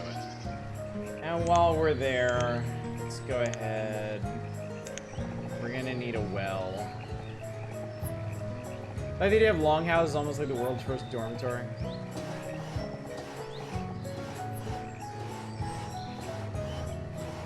Slap one down the corner here. Every once in a while I'll get the crave to play this game again. I have not played this in a really long time, but I loved it when I did. I don't have my old saves, but I built a pretty big town. The thing about Banished, it is a survival builder. Like you really need to make sure you've got enough food for your people, enough firewood, warm clothes, and all that stuff. But like, once you get past the first couple of winters, as long as you're not overexpanding... Game still worshippers Cthulhu. This is why I was just gonna leave it on retro all night. Because I always forget to change. I always forget to update what I'm playing. Seeing Sim 64 on the wheel made me want to load up again and lose 100 hours. Yeah, I used to pour tons and tons of time in Sim City 4. I had some huge regions in that. Tiger Stellaris. What we got here? Alright, stone reserves are low. We can't have that. Please collect more stone. It is important. Oh, that's not stone, that's iron. What the fuck? Okay. Forgot what this stuff looks like. How you are with Morrowind. Love the careful balance in this. Alright, I need my... Here we go. I need that. Alright, Sucksville. We still got a bunch of homeless people, so I need some more houses.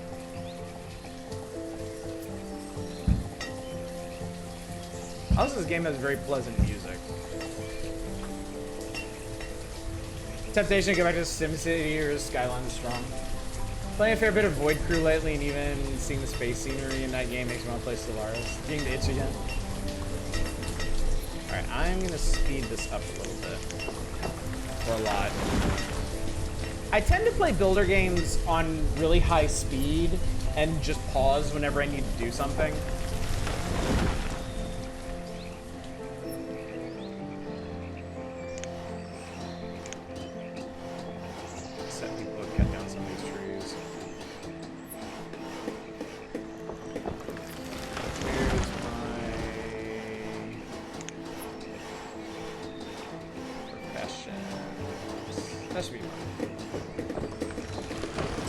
Has a Battletech rules and missions. Haven't had your input so thoroughly curated. I'm excited, very anxious. Oh, you'll be fine. You'll be fine. You know what you're talking about. It'll be great. Wow, we use stone really fast. Here, there's some more. What do we need here? More stone. That's what we need. Same with the speed. Glad now I'm way too specific in the exact same way.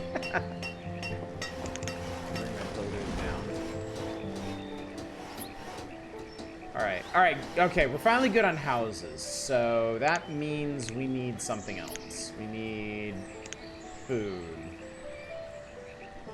Crop field, orchard, pasture. I think we can start with a fishing dock. Awkward ass place this is.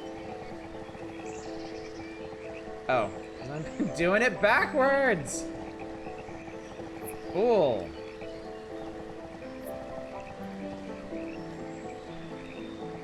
I don't know if that's actually a good place for it. I'll put there. We'll do that, and gathering. So unlike Farthest Frontier, gathering nodes aren't shown on the map. They just need to be overlapping a forest. So I'm gonna build on the edge of the forest here. Been an awful weekend. Hearing your stream is relaxing. Aw, thank you, Drake. No, sorry to hear about that. Hopefully better times are ahead.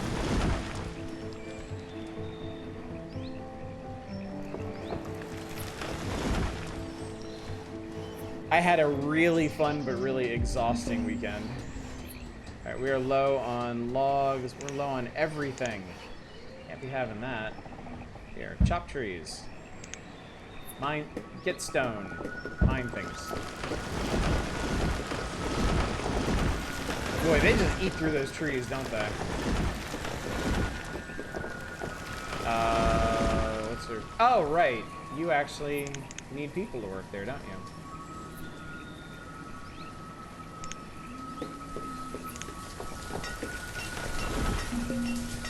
It's so rainy. Log reserves are once again low. Try and harvest from this side.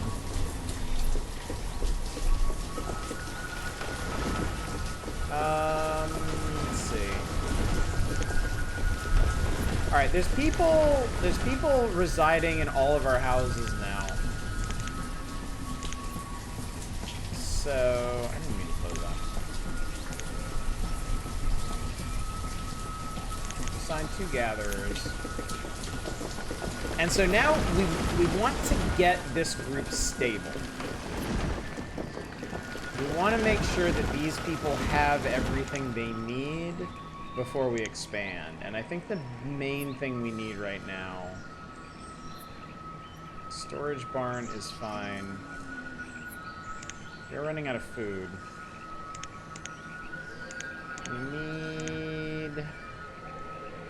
We need a woodcutter. We need a guy to chop some wood. I'm gonna put that right here, really. Right by where all the wood goes. Alright, I see a bunch of fish here. That's good. They have a boat, but never use it. That's pretty funny. Also, I keep forgetting to leave that open. It's a big window, so...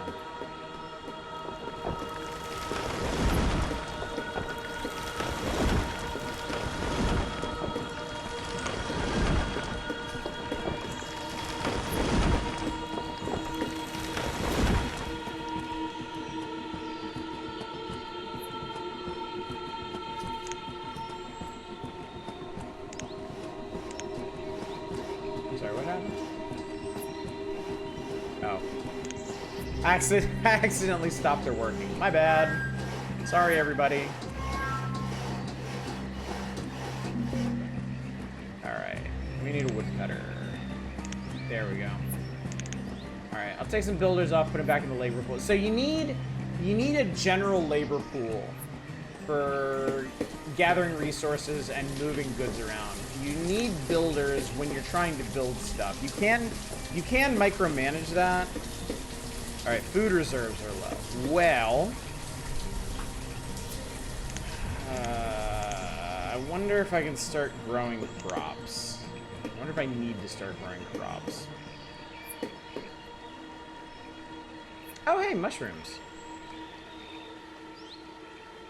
Oh, wow, I didn't you know, I never realized you could actually see the stuff that they're gonna gather. It's kind of funny.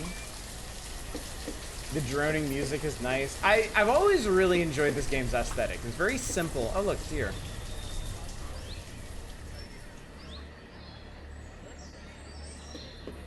I've always really liked this game's nice, relaxed aesthetic.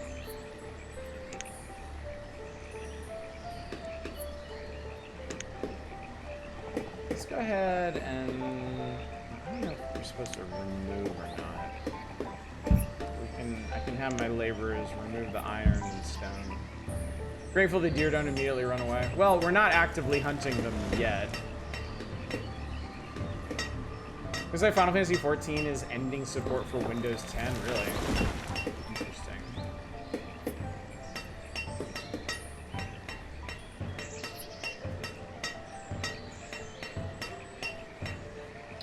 Alright. Worker-wise, I do have some extra laborers, so let's see... Let's see if I can't get a basic crop field going out here.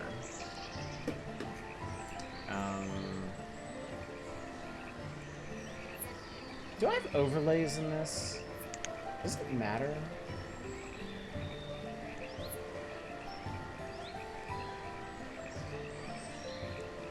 I don't think so. I don't think it actually matters.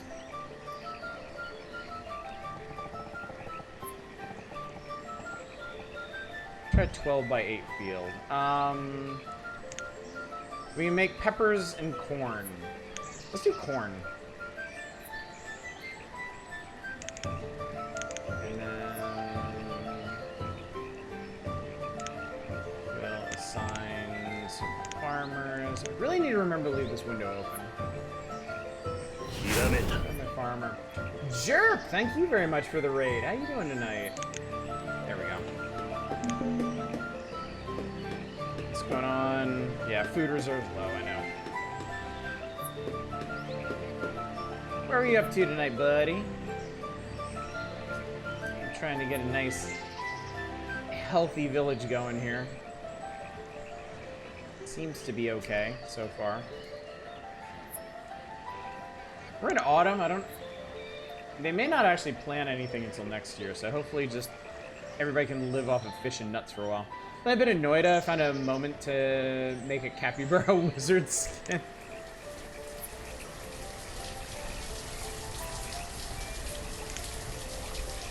We are going to need more resources.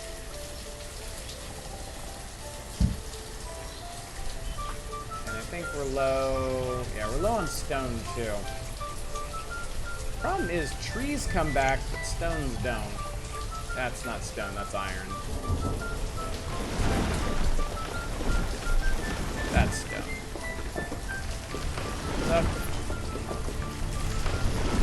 Oh, they're out. Okay.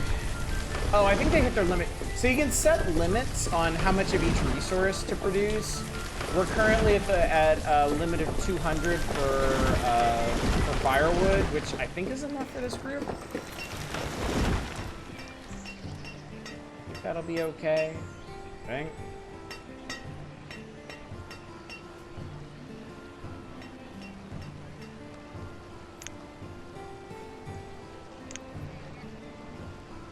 What else are we gonna need?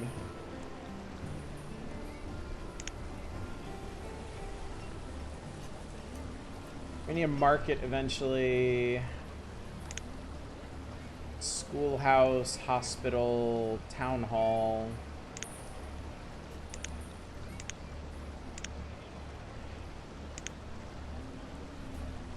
Blacksmith, tailor. Games like this, there's always some kind of resource that I have a real hard time keeping up with. In this game, I want to say it was clothes. I could never make enough clothes to keep my people happy. I would always end up trading for them, which worked out okay because I could like overproduce on other resources. Yeah, it's weird how that works. Like, there's a post-apocalyptic building sim called, I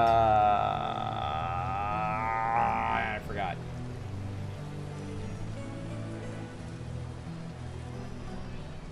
Crap. It's the one that really feels like a Fallout building sim. But anyway, that one, I had the worst time building, like, keeping my people supplied with hazmat suits. They're called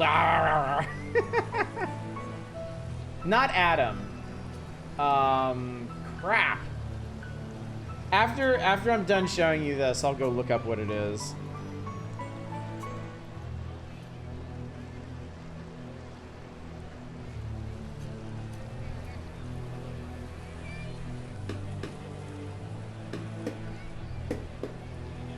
Turns out we're actually running positive on food. I'm back up to like 1,000, so I'm going to, perhaps inadvisably, I'm gonna go ahead and build new houses. Just 2. Just 2. Not Frostpunk. I've actually never played Frostpunk. I know I should, but I haven't gotten around to playing it yet. What are we missing now? Firewood. Oh god, everybody made a run on firewood. Okay, so I think we need to raise this limit to 400. And I might need another one of these stockpiles too.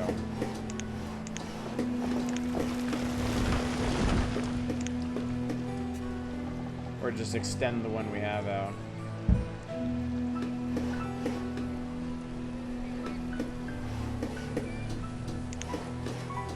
But this game a while back and kept running a situation where people just suddenly just died of disease before I could do anything. This game can be pretty brutal. Stuff can kind of pop on you out of anywhere. Like, yeah, I was sitting at like 200 some firewood and then it just shot straight down to 0. So we gotta be prepared for that. Araldabor, thank you so much. End Zone, a world apart.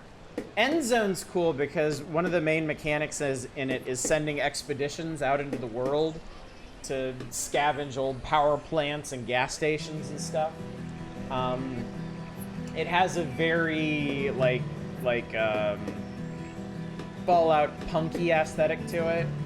But yeah, I was never great at the resource production in that. And I always had a huge, I always had huge trouble keeping up with clothing in that game. We're gonna need a forester, I realize. What's up, James Plays Games? Banished is brutal, yeah.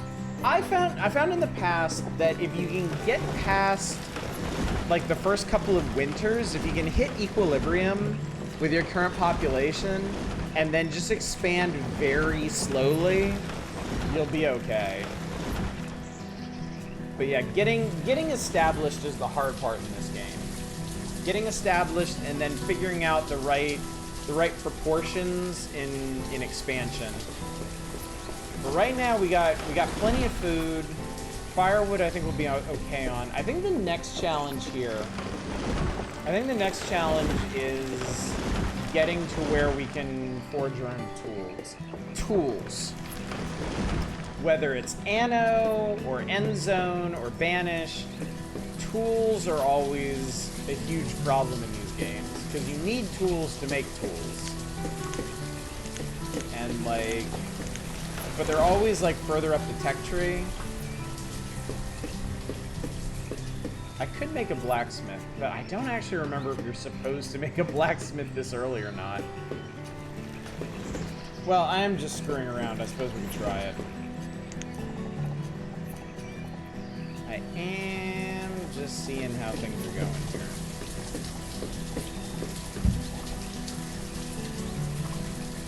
Because I really don't want to run out of tools. We do have a lot of iron. Like a lot of iron. Like a lot of iron.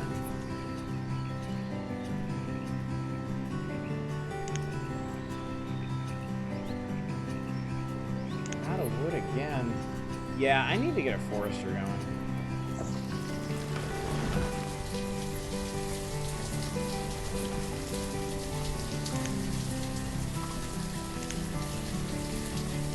Not orchard. Forester Lodge. Slap them down over here. Oh wait, I think the forester. Oh god, I think he just grows stuff within his radius. So I might need to put him way out here.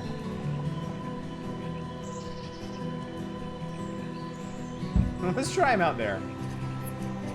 First got him played, I couldn't even reach a single milestone. Felt so good when the game finally clicked and you started doing real well. That is part of the magic of building sims, is like once it clicks, once the methodology of it, once the rhythm of it clicks for you, oh god, they are so satisfying. They feel so good to play. It's a big reason why I think builders might be my favorite genre of game, ultimately. They're the games that I can play the most. Checking the Steam to see if the devs put anything else out. Nothing.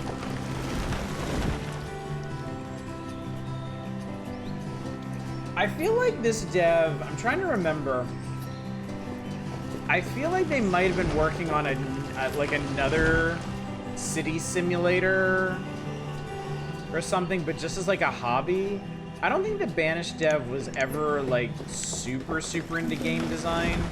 I think them making Banished was just them making the game they really wanted to make. Alright, we need okay, builders. Okay, hang on. Alright, so we got a blacksmith now. I hope I didn't try my way for nothing. Alright, so we want to make... there's iron tools and steel tools. Okay. Iron tools is log and iron. Steel tool is log, iron, and coal. That's pretty cool. Alright, let's do that. So we're going to need a lot more wood, which means I really need this forester going.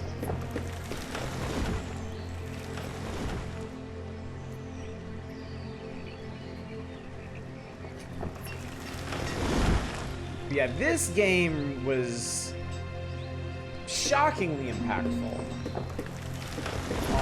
on the Steam community and the indie gaming scene, because it really came at a time when city builders were at a lull,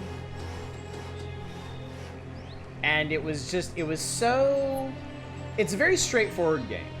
You know, there's no tech tree in this. We already have access to all the buildings we're ever gonna have.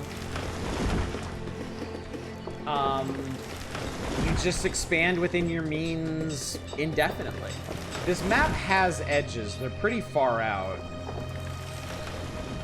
Yeah, we can go out to here this way. But I mean, at the pace you expand, it would take hours and hours and hours to build a city out that way. So yeah, you expand within your means, you keep your people supplied with food and clothes and firewood, and that's it. That's what you do.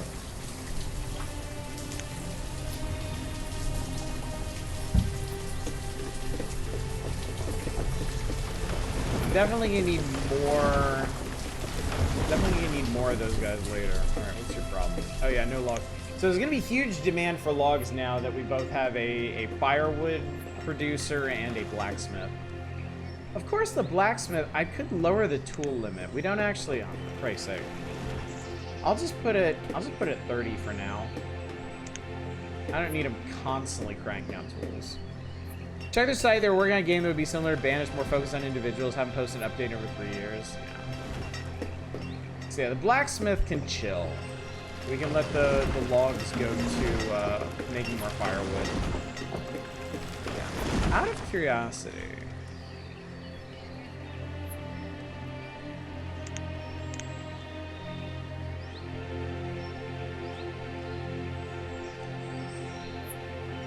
Unfortunately, it seems like you can't rename citizens. That'd be pretty fun. Although, this isn't the kind of game where really crazy stuff happens. The worst thing... I mean, people can die of diseases. I think the most common mishap is once you start a quarry or a mine, there's a pretty decent chance of people being crushed to death while working them. So, anyway, chat, I'm gonna save this one, and we're gonna move on to another game to look at tonight. Because as you all know, we're kind of previewing possible builder games for full playthroughs. So we've taken a look at 3 tonight. We've taken a look at... What have we done? What have we done, chat? Remind me. We've done Farthest Frontier, which is kind of one of the most recent answers to Banished. We've done Worshippers of Cthulhu, which is like an evil version of Banished and Anno mashed together. And then we've done Banished, which was kind of the local originator of a lot of these. So yeah, all right, let's see. Where are requests at? We did indie strategy. We did that. We do another indie. So I got 3 wheels here, chat, of games. I split them by classics, indies, and strategy. This is the last request that I have queued up. So based on what kind of games you want to see afterwards, I suggest you make some requests if you're interested. So next indie is gonna be, oh, I love Before We Leave. This is a really cool game. This one's really, get y'all back here. This one, it's been a while since I played this one. I might go through the tutorial on it. This one's very chill. It's very relaxing. And they're working on a new game called Beyond These Stars that I really want to play. You build, it's a city builder on the back of a giant space whale. So far, the ones I wanted to see keep coming up. It's your lucky night, Dave. All right, let's do a new game. We'll do default planet settings. Sure, great, whatever. New game name. In bygone times, humanity descended into bunkers to escape a galactic disaster. Only centuries later, when the cause of calamity was forgotten, did humanity emerge. Having lost all but remnants of their past history and knowledge, they begin once again on a planet born anew. All right, so this one's hex-based. Look, it's a little person. We got little peeps. I think they're literally called peeps in this game. All right, so this is the starting shelter. All right, hang on. All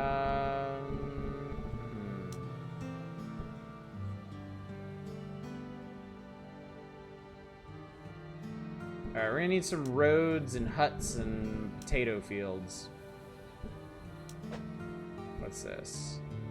Hut. Okay.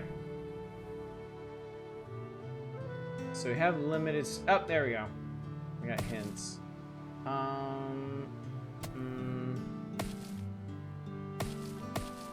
right. I think we're gonna need to do some harvesting first.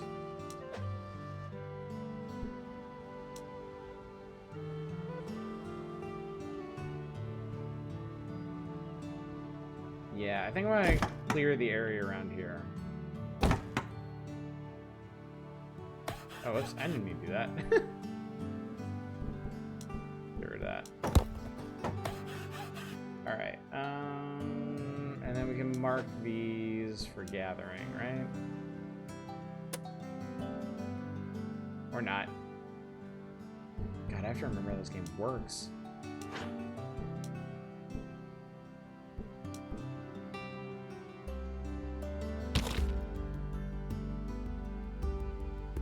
I gotta place a hut to get things moving. I can do that. Any early explorers landing on a planet hostile to potatoes? Build a hut here. This game was brain by brain with the hex grid until spotting how they make it work. Specifically, it shouldn't be possible to put a hex grid on a sphere, but they were clever about it. They were, yeah. They really were. Those are boulders. What's going on here?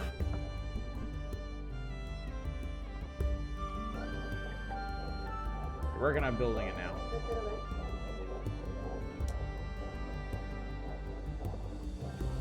Yeah, you use roads to expand your usable area. So let's build some more. You gotta demolish stuff first.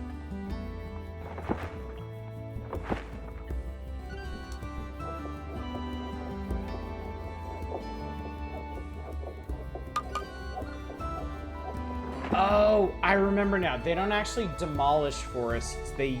Okay. I remember how this works now. Okay. Okay, so I'm gonna have to demolish stuff.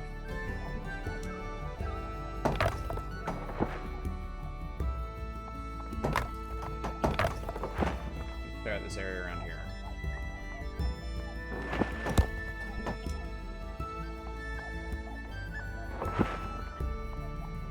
So demolishing forests will get you a one-time infusion of planks.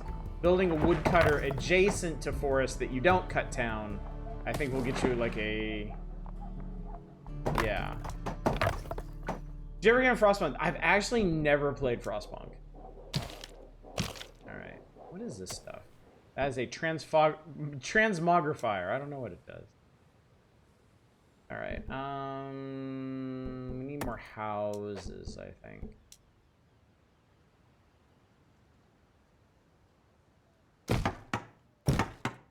I think we're gonna need a potato field.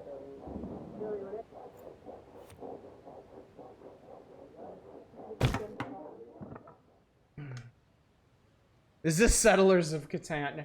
I just realized I need to change your planning. I'll lose my mind doing this. Before we leave. You know me, Chad. I never do this.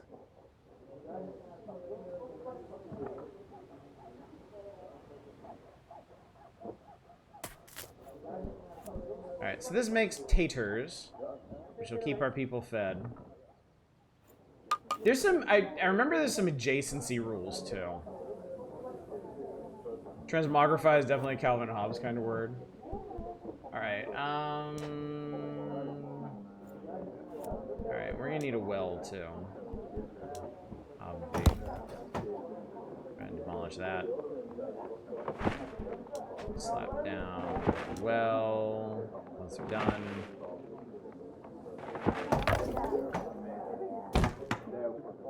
Yeah, because everything is hex-based, it can be a little hard to optimize things. Right, we bought a copy of Settlers of Catan for the convention in the game rooms. Went completely untouched. That's unfortunate. I think Settlers of Catan is great.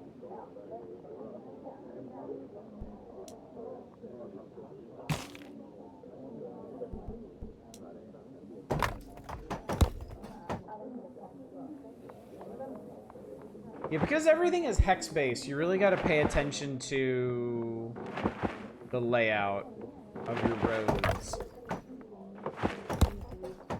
Like, I think we're gonna want to do this up like that.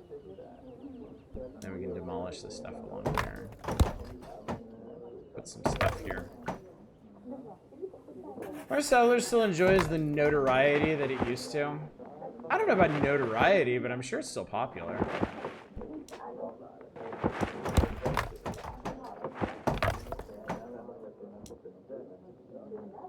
What else? Tutorial log again. Okay, we're gonna need Explorer's Hut and a library. Okay. They actually suggest doing 2 potato fields, so we'll do that. Building must face a road. Yeah, I know, but roads don't go all the way out there, so... Build another potato field back here.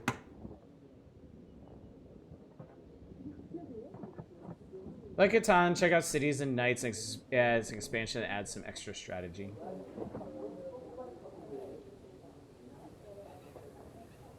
It makes sense to be superseded by newer stuff too. Alright, what we got here? Explorer's Hut generates research by gathering and processing ancient technology from piles on the island. And a library researches new inventions from knowledge of the ancients. You may only build 1 library per island. So we need to build this somewhere. Alright. Alright, what is this? That's a ruin generator. Alright, I'm gonna need to put this woodcutter somewhere else. I put him in a not very smart place. That's okay, though. I know what I'll do. We'll demolish that and these, and I'll stick them back here behind the hatch.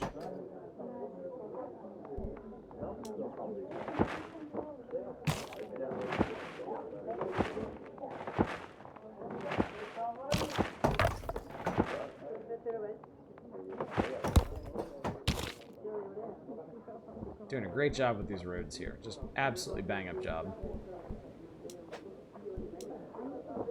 There we go. That should be better for that.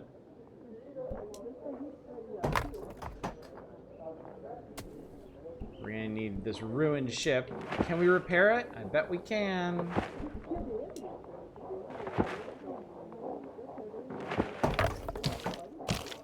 Alright, we'll do that out there, and then we'll build our explorer's hut here. And I think we should do a library more centrally located.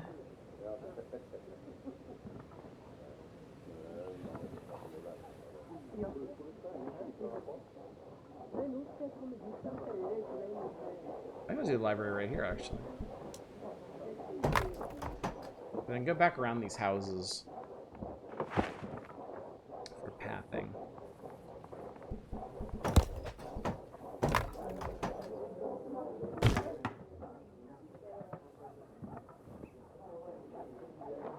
Okay, so this is an explorer's hut. Sends little peoples out to these piles. This is ancient technology green. If you look around the map, you'll see there's technology scattered all around. There's green technology. And that's it. There are other colors of technology that are used to research other things. More advanced things. All right. Here's the library. Here's the tech tree, chat. So there's green tech, red tech, and blue tech. We can research how to make warehouses, which will lead to gardening.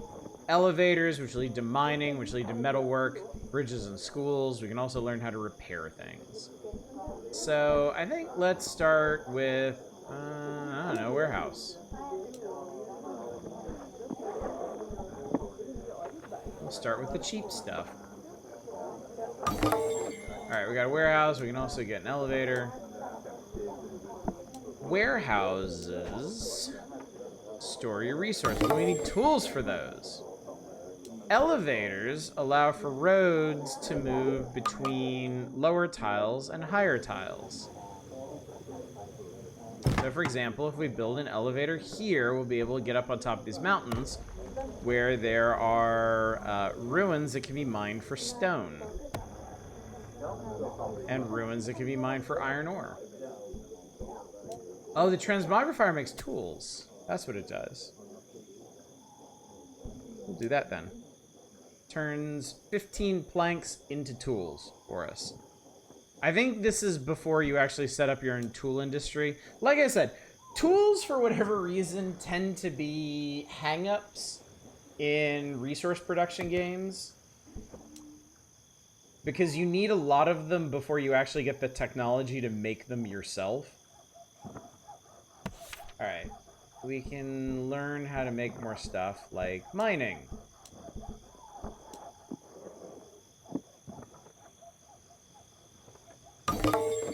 Alright, so now if we get up here, we can mine these out for stone. Woob. But we are going to have to find a place to stick it. Okay, we have an elevator. I can stick a road here. We can...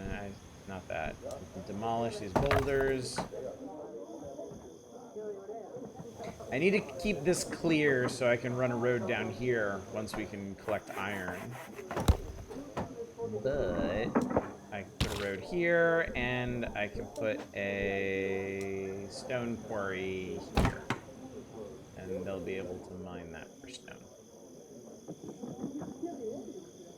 Alright, we have 2 idle workers right now and no empty posts, so...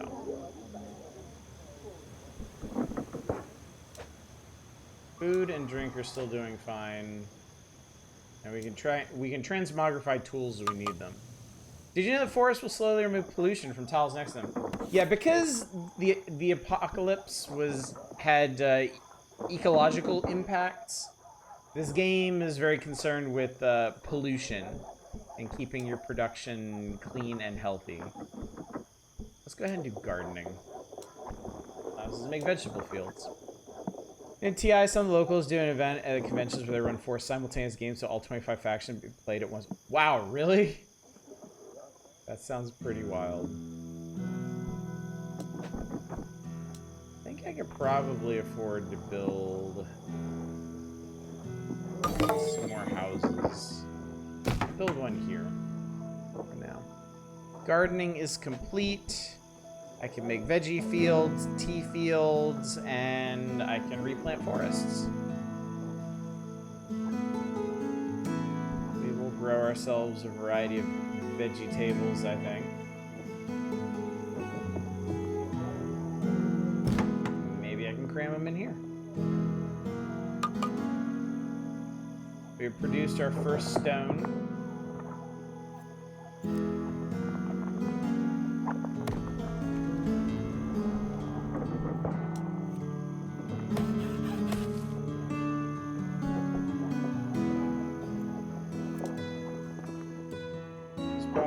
Not enough workers.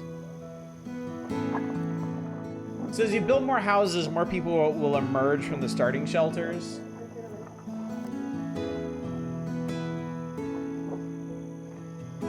They're also really cute. We made our first veggie table, chat. Bang a homebrew rule set that combines Twilight Imperium with Twilight Struggle and making everyone mad.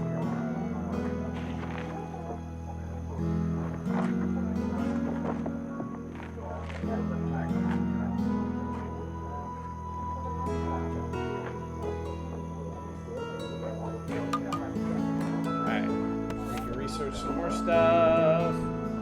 I think metalwork is probably where we're gonna go next. Then we can get iron gathering and ironsmiths going.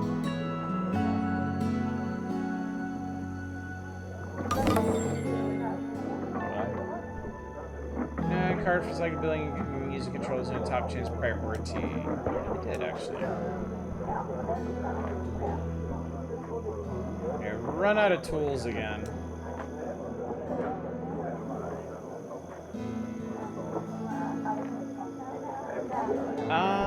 Let's see.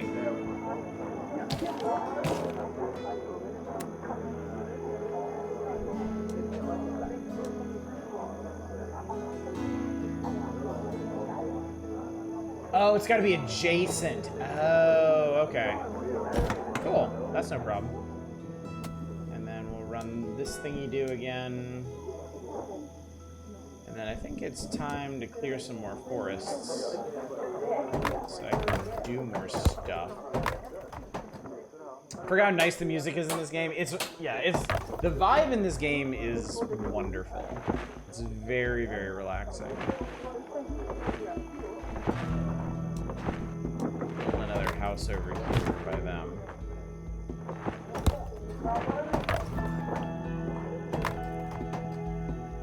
We are just about out of everything.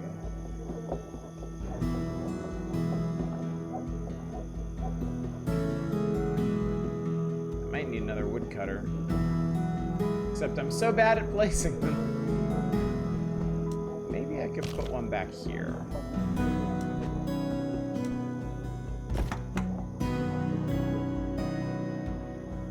So again, I'll wonder where the nearest magic pentagon is at.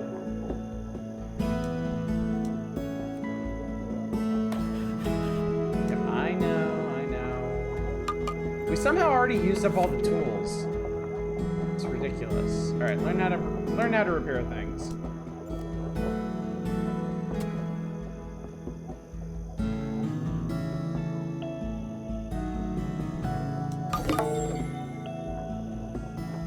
So that means we can actually repair this ship, but it requires a lot of wood, a lot of tools, and it requires power. Yes, buildings get bonuses and penalties depending on what they're next to. Huts placed in next to other huts can accommodate more peeps.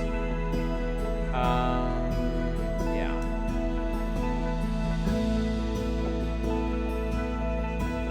It's right there near the ship. In the water near the ship.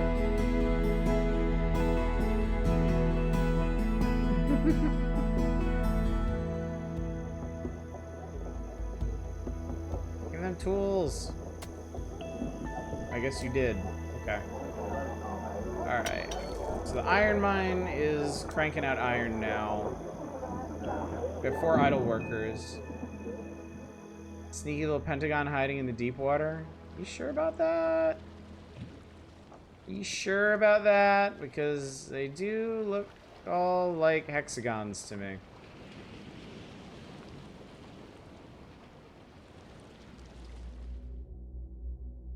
Also, I like that you can rotate far enough away to see the underside of the world. I think that's cool. Deep water closest to the ship. I don't think so. The outline for all of these are hexagons.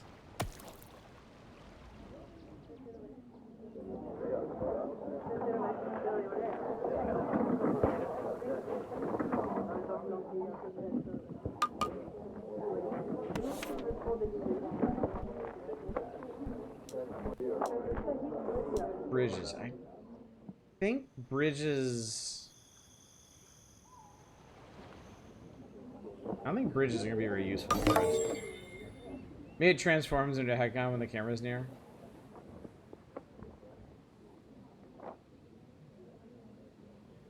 Thinking the tall metal structure was a rocket ship, didn't realize it was a boat named No worries. No worries. Okay.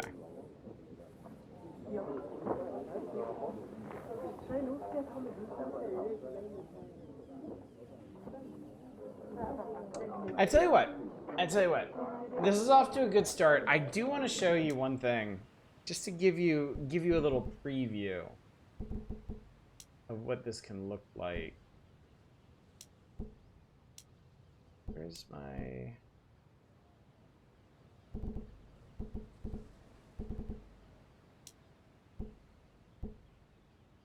I forget what we called this.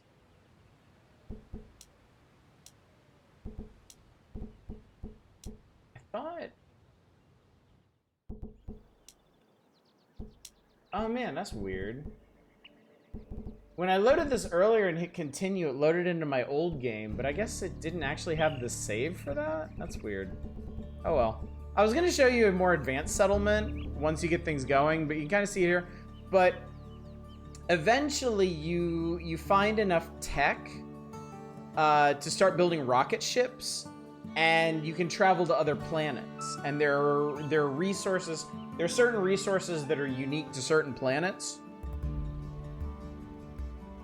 So you have to set up like interstellar trade routes to keep advancing your civilization.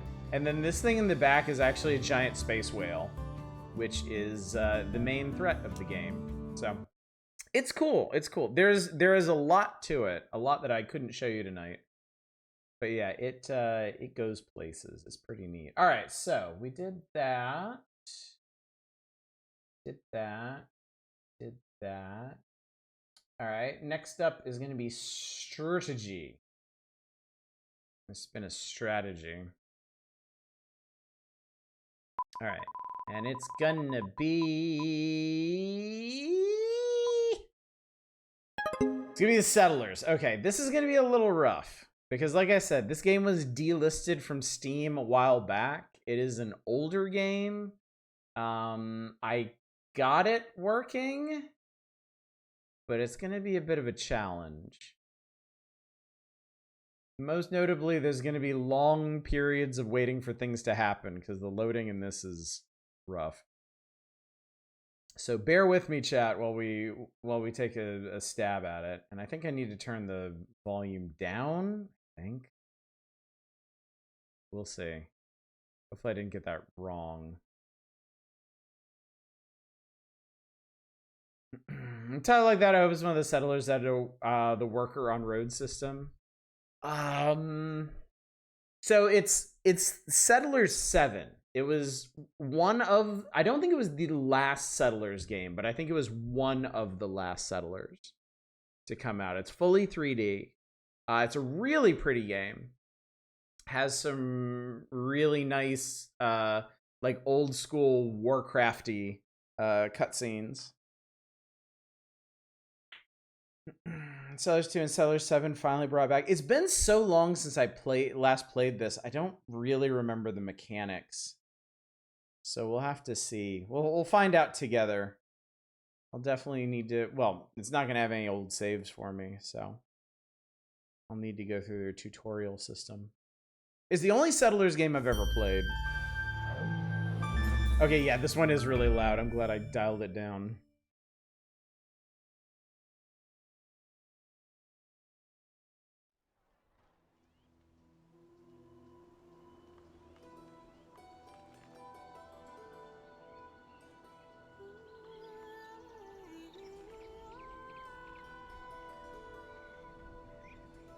Ubisoft presented this until they didn't.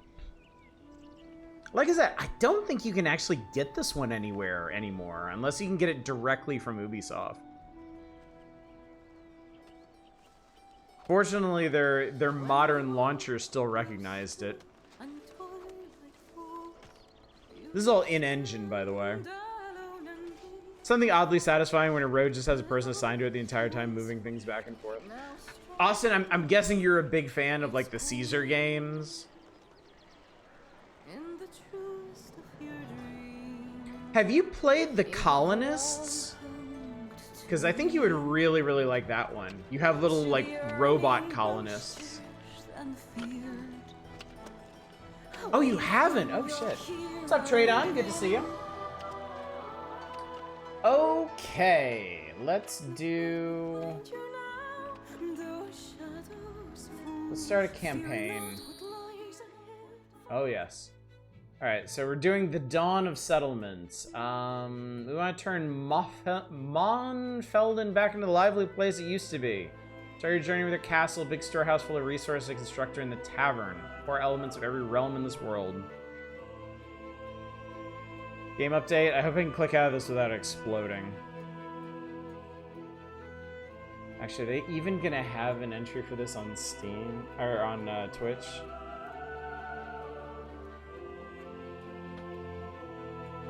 They do. Wow, that's a shock.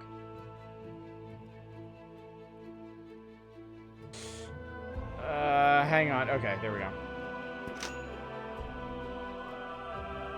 Yeah, you should definitely check out The Colonists. It's all about, like, pathing efficiency.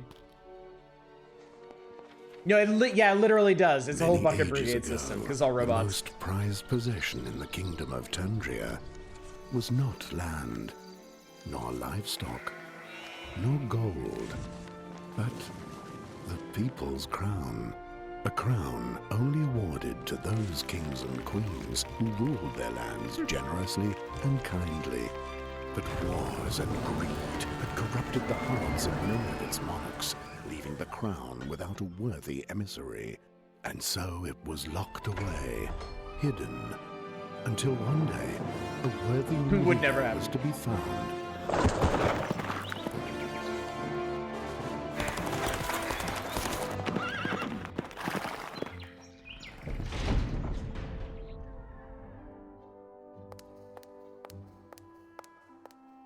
You have sent for me, Father? I have, my child. Come. Your greatest wish is about to come true. I love the art style in this Kingdom of Tandria game. lies in disarray. King Balderus has been exiled from his lands by Lord Wolverine and his Dark Knight Dracorian. Together they now seek rule over his kingdom. That is, if we let them. Zoe, this is the moment you have been waiting for. This is your chance to become queen. Go to Tandria and colonize it, and I shall crown you ruler of your own kingdom. I shall, Father. I shall do as you wish. Desire, how wonderfully blinding you are. And so, Zoe took to Tandria to meet with an old friend and ally of her father's. He was to help her with the difficult task of colonizing the unruly kingdom of Tandria.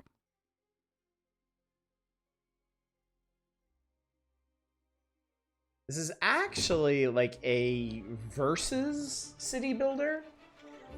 You're actually fighting against a rival colony, or sometimes multiple ones, I think.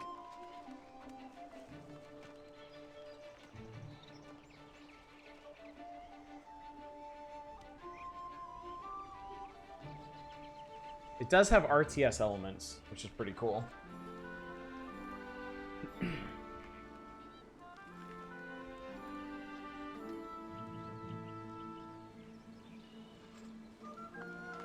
And it's very pretty. Like, everything in this game is super, super detailed. Welcome to the Limping Boar. Welcome to Tandria, Princess Zoe. I have been eagerly awaiting your arrival. Then you must be Bors. My father spoke very highly of you. He said you know Tandria like the back of your hand. His Majesty is too kind, but indeed I do know a thing or two about these lands. Excellent. Then perhaps you can advise me on how to begin my conquest. I shall be at your service, my lady. It's also crazy to me that a game with production values like this is basically no longer available. Any useful resources around. Ha! We are lucky. There are large piles of stones and lots of trees nearby. This will give you an easy start with your first settlement.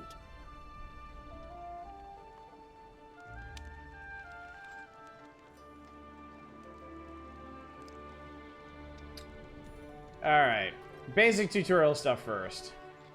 Look above the castle. Yeah, got it. Look to the right of the castle. I'm confused. I need an adult. Okay. Excellent. Alright, here we are.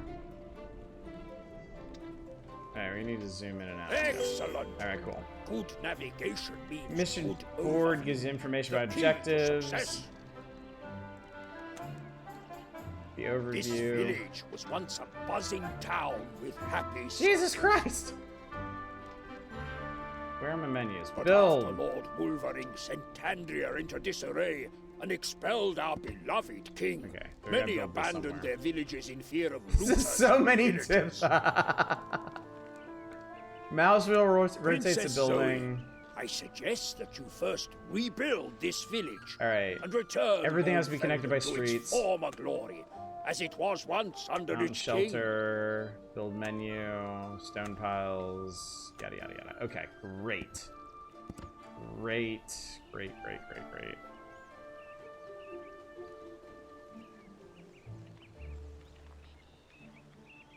I forget how exactly this works. Let's try making everything green.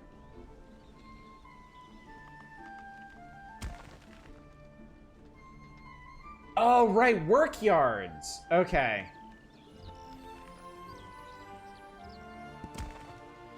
That's right. So, the way this game works, you build core buildings and then you expand them with yards. And some buildings have like multiple kinds of yards. Also, I really like the way they build stuff in this game.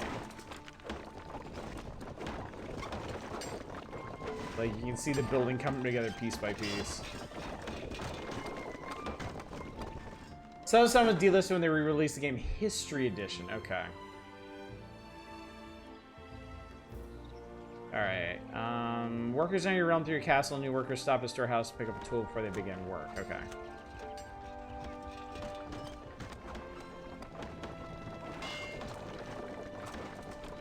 Baylor calling some bizarre store of Ubisoft in your game currency. Yeah, units. Back when it was Uplay. Back when their online thing was called Uplay, you would earn units from specific achievements in games that could be spent for like metagame stuff. It was really annoying.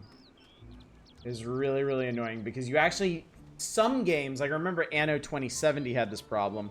You needed units to unlock stuff inside the game. Like, there were certain things you couldn't access without spending units. So, I don't know if I could still do that now. Hopefully they patched all that bullshit out when they killed Uplay. Seemed like such a cursed concept. Well, I kind of blame Steam, but I kind of don't. But after the rise of Steam, it really seemed like every first-party publisher wanted to come up with their own digital distribution system, and they understood, some of them, like Ubisoft, understood that a big factor in why Steam was so popular was because of how they gamified it. And they tried to do it themselves, but a lot of them just had, like, the wrong-ass ideas.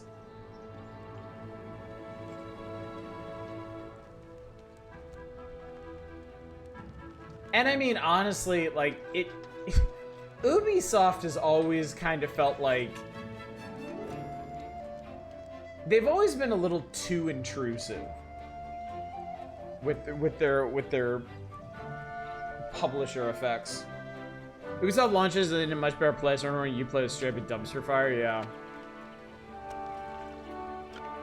Anno 2070 got savaged when it came out because Uplay was in dire shape, and like it was one of those poor games that required a constant connection to servers. It doesn't anymore. They patched that out.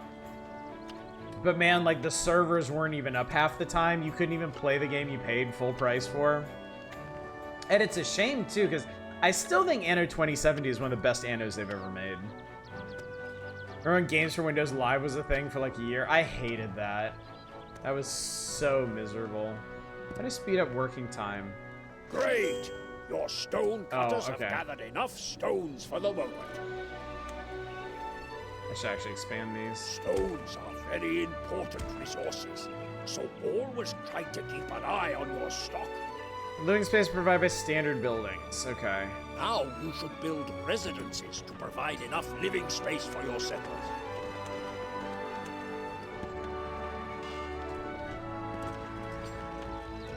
So now we gotta cram these in. Wait a minute, what's this? Oh, that's a constructor. That's a tavern. Okay. So we gotta build houses. Still mad about it? Kill one of your favorite games, Battle Stations Pacific. Yeah, a number of games were lost with games for Windows Live, right?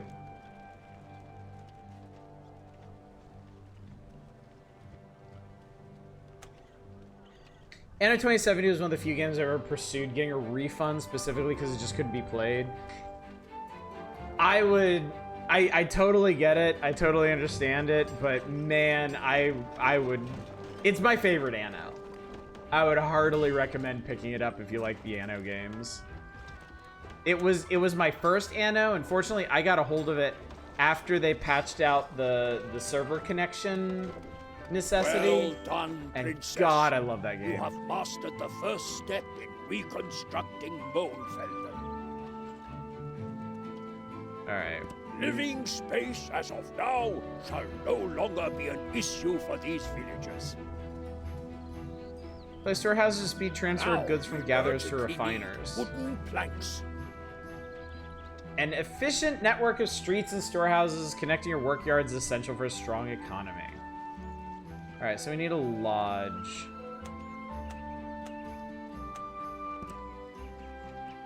Place a lodge close to a forest and connect it by a road. Well, that looks like what we need. Where's my road button?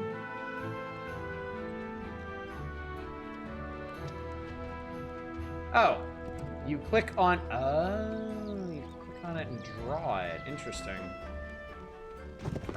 Alright, we'll do a road there. And we need... Okay, so yeah, lodges can have fishing, hunting, sawmills, woodcutters, and foresters. Oh god, that's really... Okay, so we gotta put it on this side.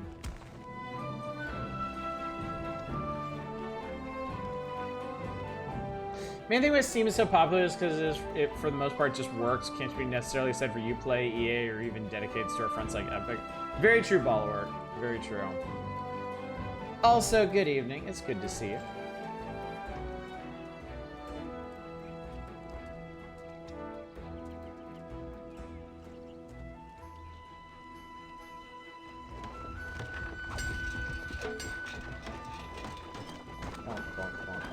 what's up here? We got coins, tools, plain foods, and fancy foods.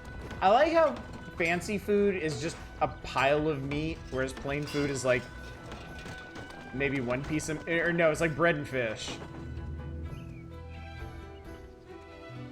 All right, and then we need...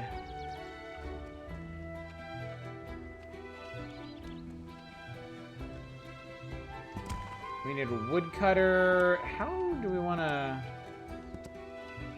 The woodcutter, attach a sawmill. Okay.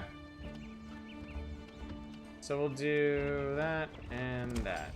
There we go.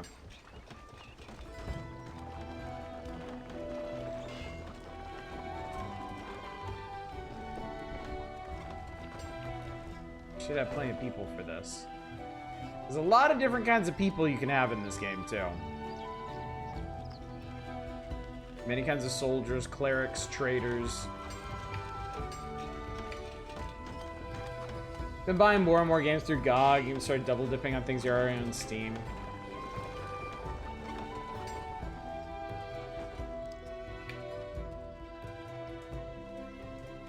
Okay, so we're producing planks now. Storehouse, I think it might be smart to stick a storehouse here. The cleft of the road. And I really like how everything in this game is like dynamically placed, so it all looks natural.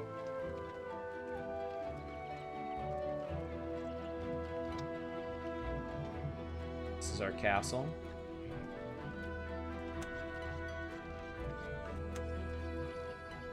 There's a really cool thing in this game that I want to show you all before we move on from it, but I'm not sure I'll have the chance.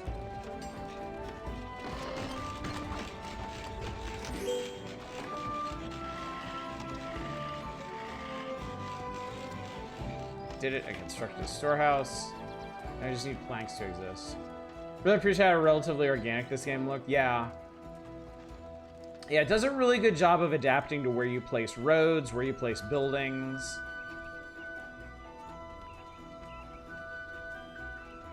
And building, if I remember correctly, buildings like residences upgrade. Yeah. And they end up looking, like, you can make some really, really cool looking cities in this one.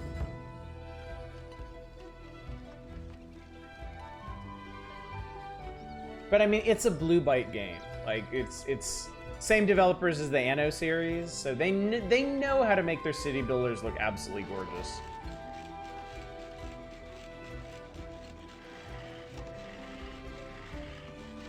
Also, some really adorable animations here.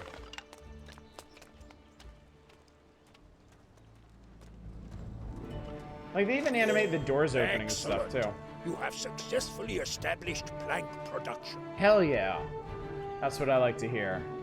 Besides stones, planks are also extremely important for construction.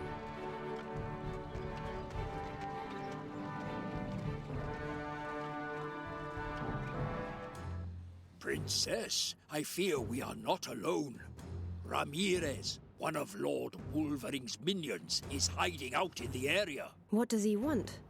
He most likely wants to cross our plans. Perhaps if we talk to him, we can come to an agreement. With all due respect, my lady, one cannot negotiate with criminals. Then what do you suggest? Murder. Action, my lady. It will speak louder than words. By action, Then I so mean be it. murder. Take a look over there, Princess. This is Ramirez's hideout.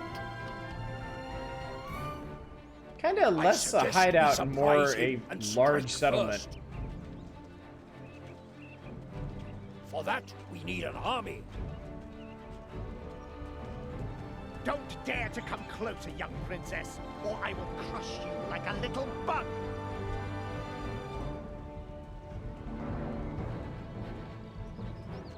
To build an army, So yeah, you this need is our food. area, and this is his. So, let us set up a production line for bread that will prepare us for the next step. Farm is a new standard building. You attach a grain barn and a windmill to it. Just on the roof shadowing the Sands Cup? Yes. Build a bunch of tents and make a carnival? Unfortunately, no. Unfortunately, that's not how this works. Let's see. Where do I want to build a farm? Also, I think we need to lower the sensitivity in this. Build out this way. Alright. Farm needs lots of... Oh yeah, farm is fucking huge. Alright, well, that's a lot of empty space. So let's do that. Do you ever bring in bigger crowds? You can't take you over if your park rating is over 600. We're gonna need a grain barn and a windmill.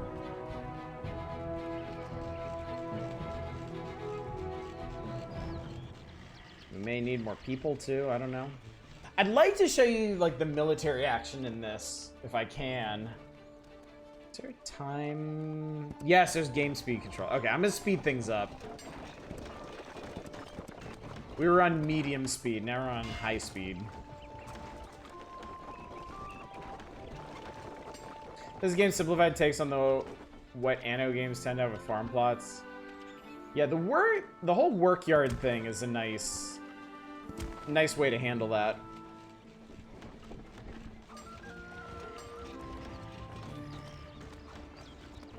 Trying to figure out how to Tetris all your fields and stuff in Anno games is always a little stressful.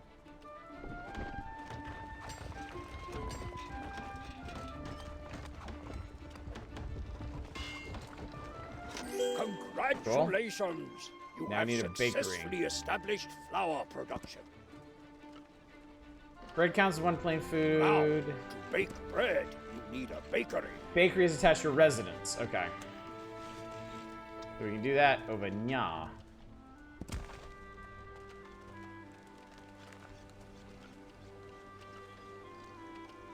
I just finished SteamWorld Dig and watch you do this. I'm gonna take some willpower, not just reinstall build and do it. I considered putting SteamWorld Build on the wheels for tonight. I love Great. SteamWorld Build. Now you are able to produce It is bread. such a neat mashup of like Anno style building and actual like Your dungeon general is crawling. currently Well, not deployed dungeon at your crawling, castle.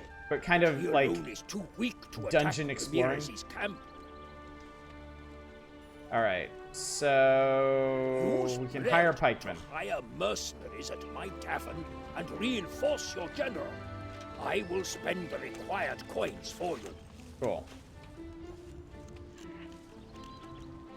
So we want pikesmans. I want a lot. I want all the pikemen you can get.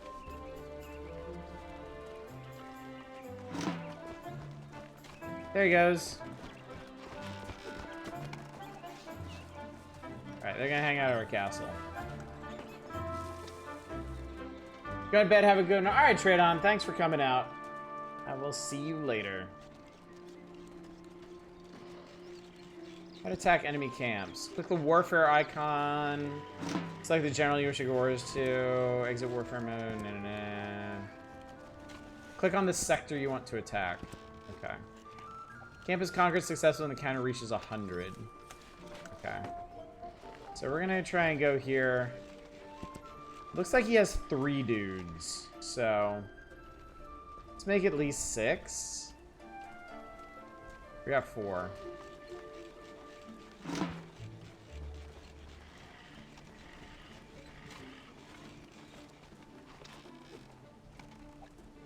I enjoyed Dungeon Keeper way back when it was not for the PvP-like maps. Indeed. Some games lend themselves real well to single-player mechanics, but not multiplayer. When both players have the same capabilities, it can be a problem. Oh. I need more residences. I think we can slap down a residence over here. Chef and Arknights do on criticizing my food battle starts. So chat, I'm gonna at least show you warfare in this, and then we are gonna do one more game tonight.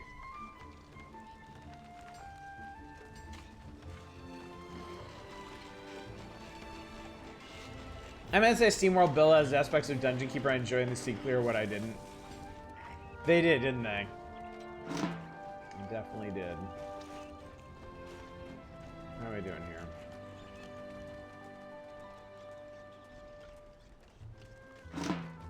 We'll just do 2 more. I think that'll be fine. I need bread.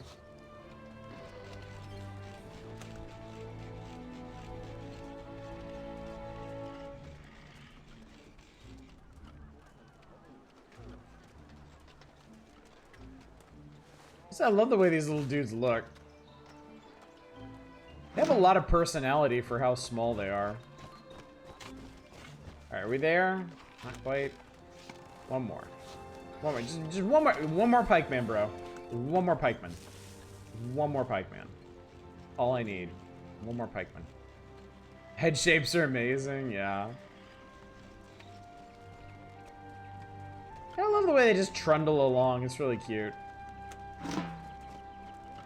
Okay, yes. Alright, so warfare. When attacking, make sure you have more troops than the defender. Yeah, don't worry about that.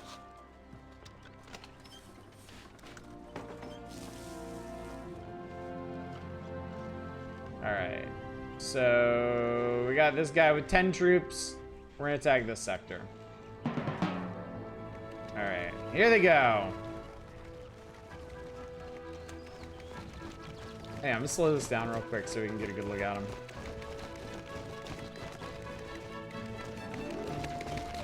There they go. Oh, the pikemen even have different models too. They're not all the same character. That's pretty cool.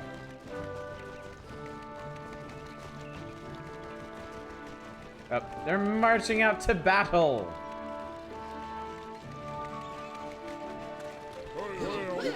All right, line up. The generals dismount.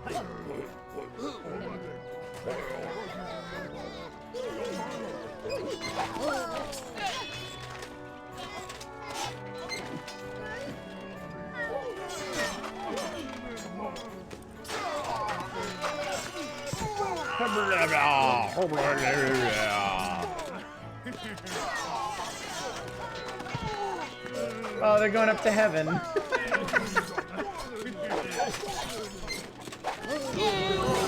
I've won a battle.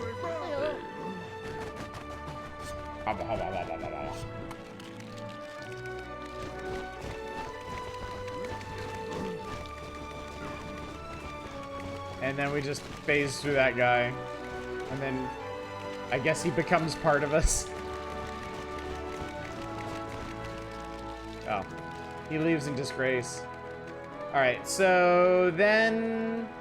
So once you defeat the defenders, you have to hang out until this meter fills up. And they can counterattack in that time to delay you. But somehow I don't think that's going to happen. So let's speed this up.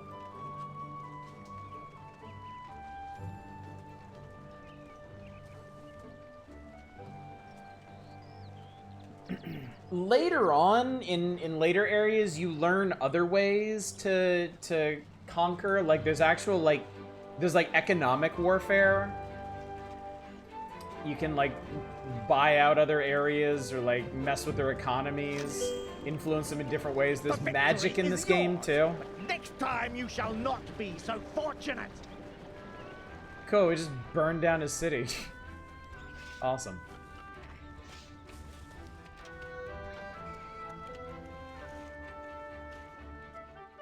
Well done, my lady. You now have your first soldiers under contract, and I would say that your display of military swiftness was rather impressive. This will be a warning to Ramirez. What exactly is it that Ramirez and Lord Wolverine are fighting for? They are thieves and bandits. They want nothing less but to steal Tandria away from its people. It was them who drove the beloved King Balderus from these lands. But I heard King Balderus was a tyrant, that he was cruel and reckless to his people. Utter no such lies. His Majesty was a kind and wise man, merely misunderstood by his people. You were successful. Could it be we're not getting the whole story here, perhaps? Also, we can post our victory to Facebook chat. I think we'll skip that, thanks.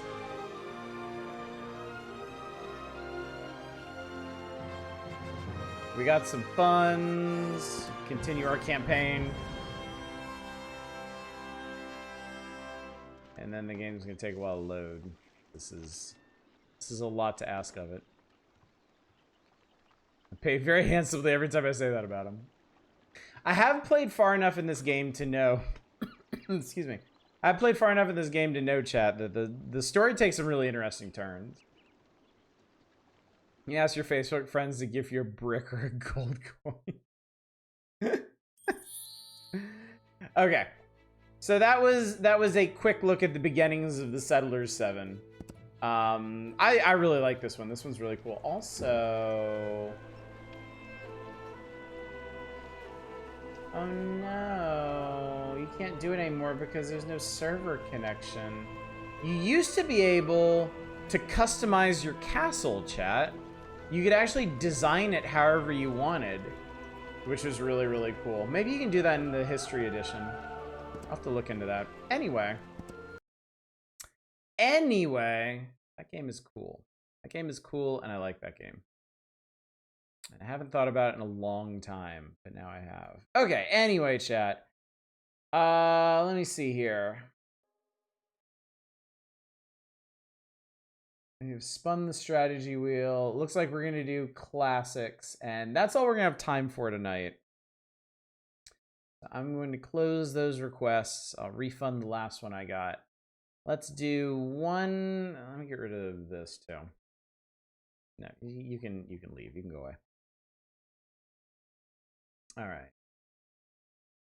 So it looks like we are going to end up doing 2 of each. So we got one more classic checkout tonight. It's either going to be Children of the Nile, Roller Coaster Tycoon, SimCity 4, Startopia, or Tropico. Cross your fingers and your toes now, chat. We'll try this out, and then we'll talk about what games tonight y'all enjoyed seeing the most. So, what's it going to be? Here we go. Startopia. I was kind of hoping it was going to land on this. Startopia is really cool. Okay. Oh, you want to play the Cute Beaver game? I do love the Cute Beaver game. And I tell you what, to be honest, if building sims do well on this channel, we will definitely do the Beaver game at some point. Customizing castles is one of those odd things you spend you play currency on. Yep. Okay, anyway, I'm going to go ahead. I'm going to change what we're playing before I forget.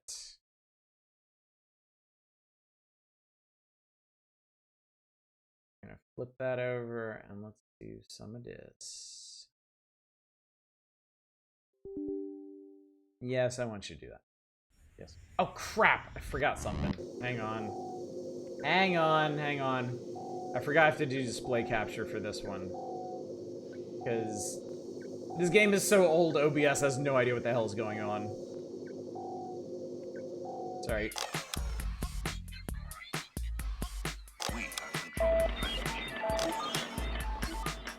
This is a really cool game, chat. You can trust that. Turn the audio down a little bit. But yeah, we're gonna have to hang on. There we go. You know that music, don't you? All right, display capture, yes. Start to just stop. Fine. Just stop. Stop. It's fine. It's fine. Okay, now we can play it. Yes, you can do whatever the hell you want.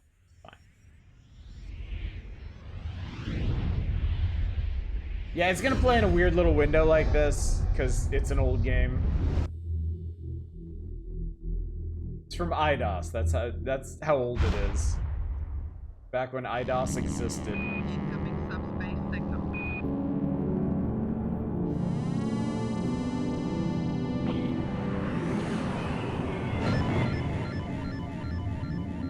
Back when Mucky Foot Productions existed.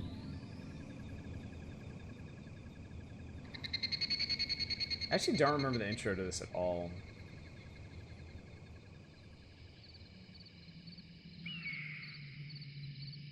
that scene you get in the old Fallouts when you die, except it's missing the skeleton.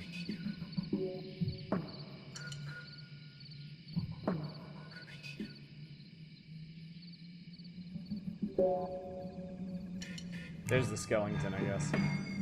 I don't remember this at all.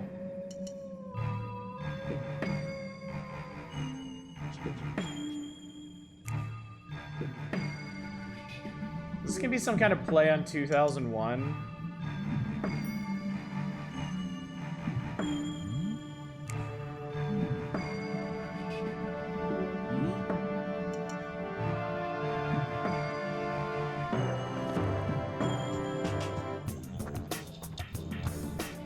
This is so weird.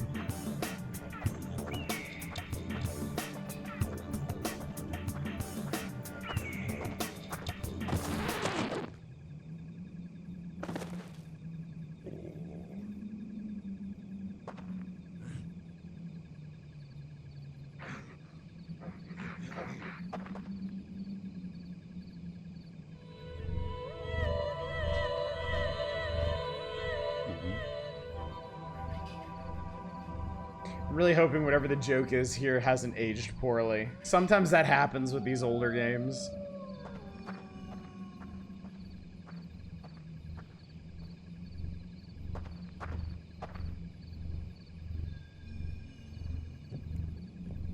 Tiny mammoth or giant Australopithecus.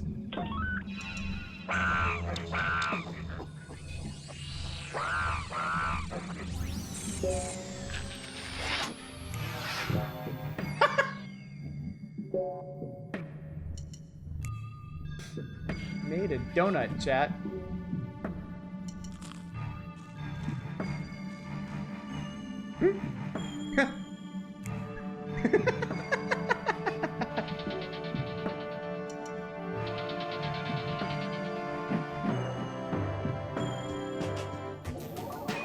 That was so random.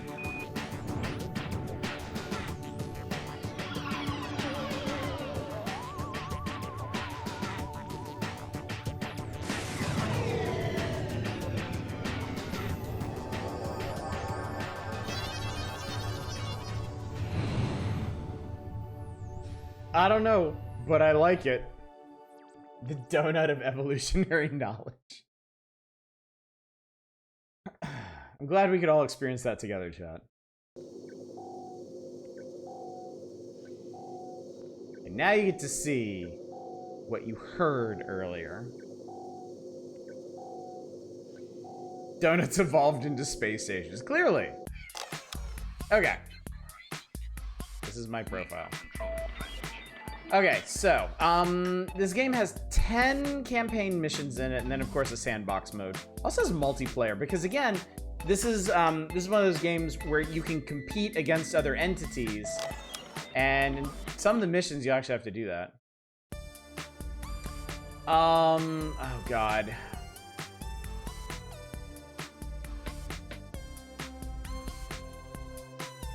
I'm just gonna, it's been so long, I'm gonna do the first tutorial. This will give you a decent idea of how this game is. Be sure to follow these instructions carefully. If anytime you're lost or manage to break this fragile tutorial, please return to the game avatar by pressing the escape key. Right-click on this panel to dismiss it. You interact with the world via your cursor. Right mouse button is normally used to open and close interfaces. Left mouse button is used to interact with objects. Right-click. Become familiar with the game camera. Move almost anywhere within the station. Can look in any direction. Scroll, use the cursor keys, or you can use WASD as it turns out. Changing height, if you have a mouse wheel, rolling it will change the height of the camera. If you have a mouse wheel, chat. Looking around, hold down the middle mouse button. And you can look all around this compartment. So we are actually in a donut station, chat. Like, this is part of a giant ring, which is why there's a subtle curvature to this. Take some time to get used to the controls. Yeah, I got it. We're cool. Alright, these are crates. Almost all inanimate objects such as crates can be beamed in your pattern buffer. Alright. Beam the topmost item of your pattern buffer down, place a cursor over an empty area, and left click.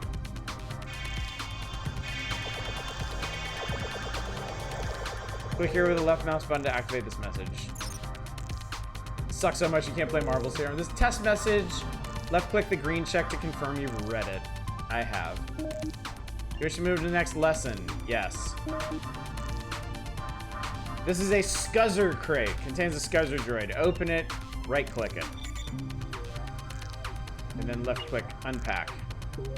And this little boyo is a Scuzzer, chat. Isn't he adorable? This is a hard plan crate. Contains a blueprint for a facility, in this case an energy collector. Right click on it. Unpack it. Alright.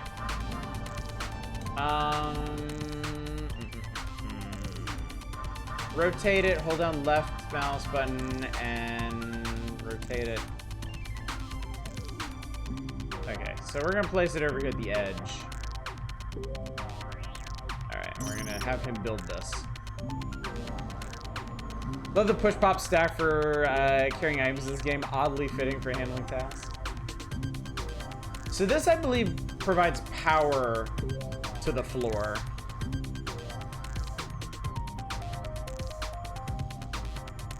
It's basically an energy core, I think.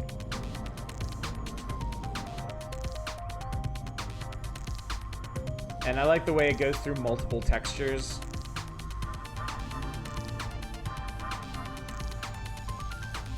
There we go. Congratulations, you completed the first tutorial. Go to the next mission. Okay.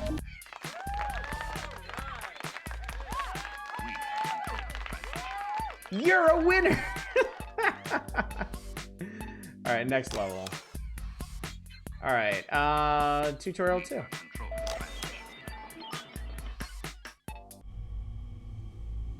Tutorial explain the basics of placing furniture and equipment. Alright, a bench. Oh, whoops, I don't mean to do that. Bench. Move it around. We'll put you like, I don't know.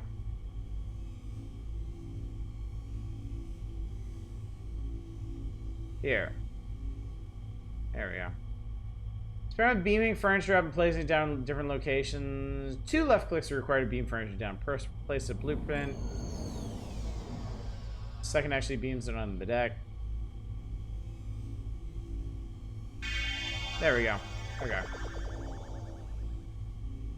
Berth hard plan crate. Alright, the berth has a variable room size that you can adjust. Single corner of the room is displayed.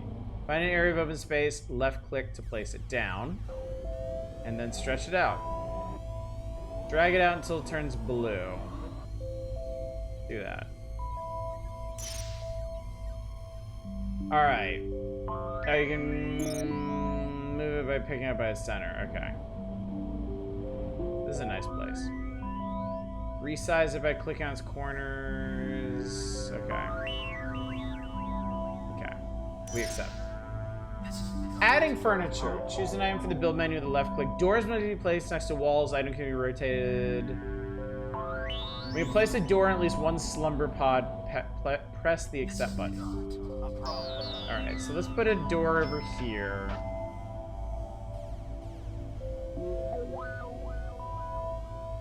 Let's place some slumber pods. This is not a problem. Place a whole bunch of these. Let's put a chronometer up on the wall. Let's put an image projector over here and like over here, and let's put an ultra lamp here, here, and here. And now we accept. We've now effectively decorated the room.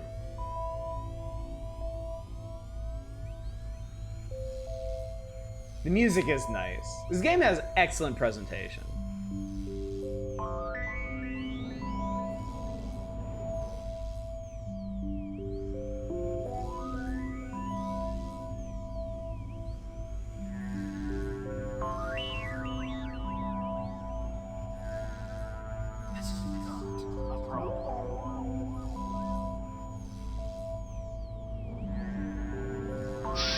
There we go.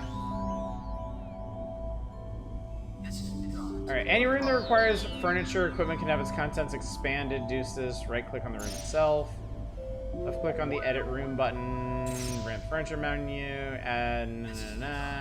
Okay, accept. So far, so good. This simple lesson, to open up a new segment, right-click on either of the large bulkhead doors.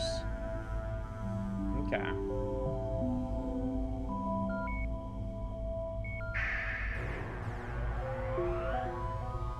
Now learn how to interact with an alien. Look around until you spot the gray alien. Hey, bud. Right-click on him. Alright, CV for applicant, Devalval, home planet, Malno, Black Planet in the game system. Criminal record, clean as a star whistle. Special interest, traveling faster than light, photographing black holes, being happy.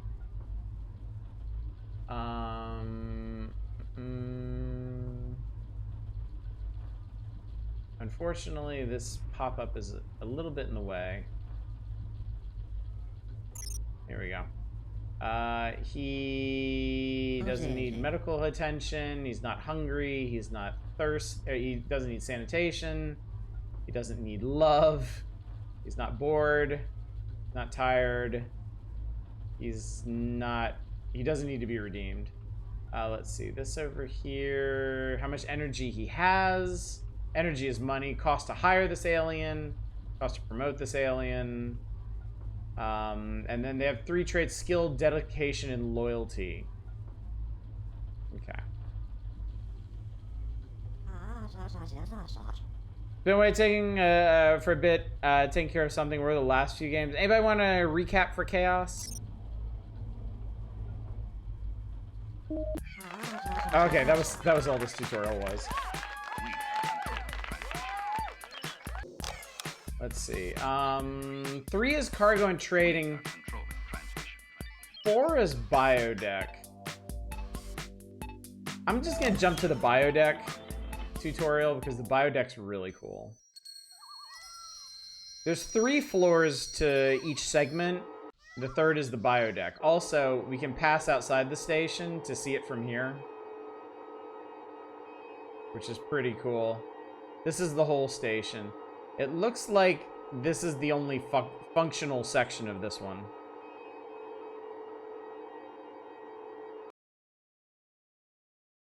Modify the land. Left click on this item.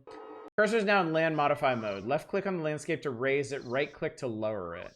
Hold both mouse buttons to flatten it. So now, chat, we can change all of this as we see fit.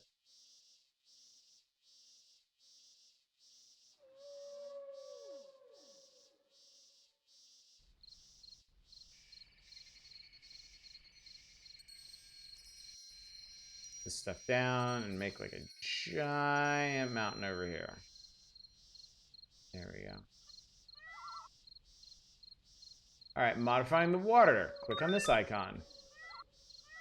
Left click on the landscape to add water, right click to remove it. You can also add water wherever you want and it will kind of flow, sort of.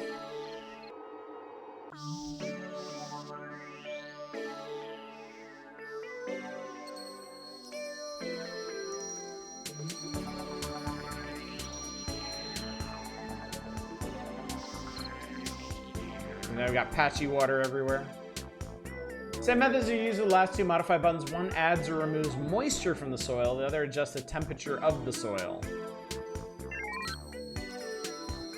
So this, we can make it nice and moist in here, or we can make it really dry and barren.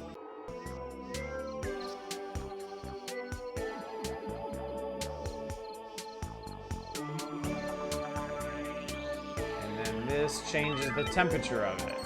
We can make it hot, cool, or very cool. Oh, I just found the moist controls, beware. These buttons determine the strength or size of the modify effect. Click on the weakest effect to continue. Adjust the landscape luminosity, changes subtle.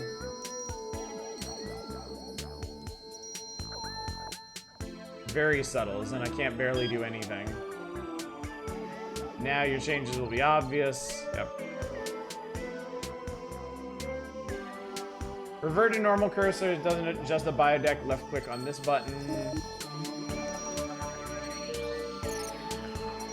That was it. That was the biodeck tutorial. I forgot how piecemeal these tutorials are. Let me do a little bit of mission 1 and give you an idea of how this actually plays.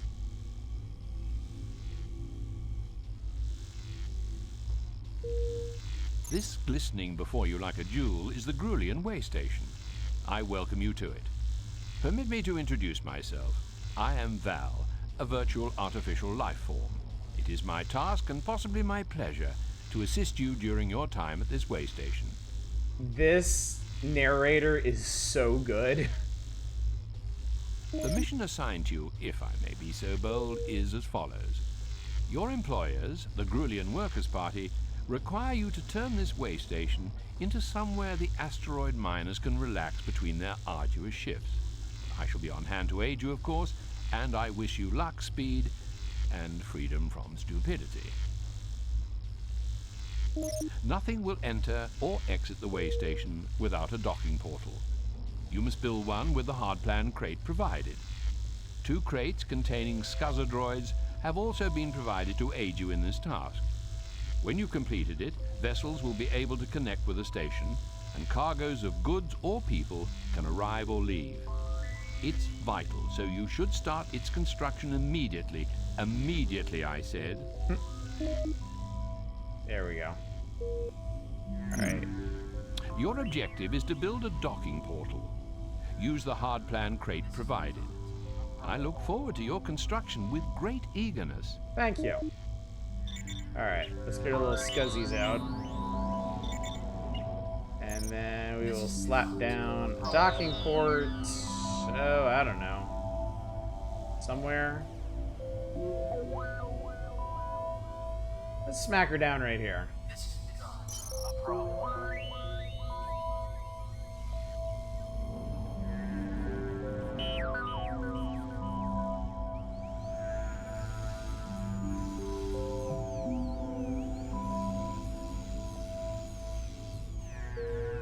All species need to rest sometimes. It's a universal truth.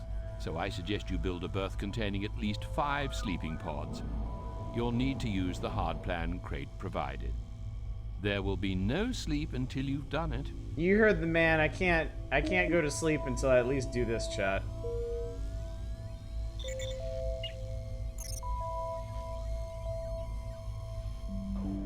Let's see. This should work, I think. Let's see. We'll get a door.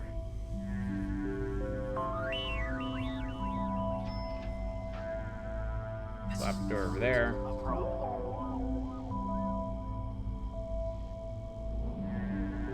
Oh yeah, that's the, yeah. I think we'll end up building at least one of those for this particular mission. Let's see. 2, 3, 4. 5, 6. I built a lot of... Oh no, I didn't mean to do that. Shit. I gotta redo it now, chat. I screwed everything.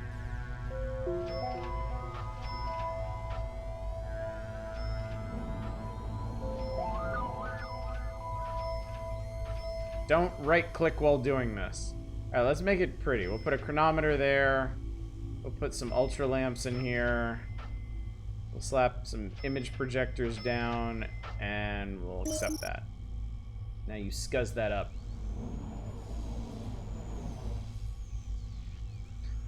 So the berths are basically like very basic hotels. Aliens can stay in these sleep pods, and you charge them a nominal fee for it. A lavitron is required. These units sanitize, refresh, and clean anyone entering them.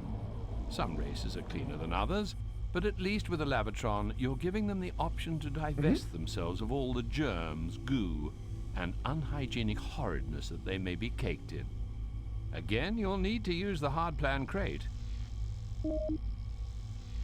I think in later missions, there's a research system, so you can actually unlock all of these buildings, and you don't have to use hard plan crates for them. Oh look, our first visitor.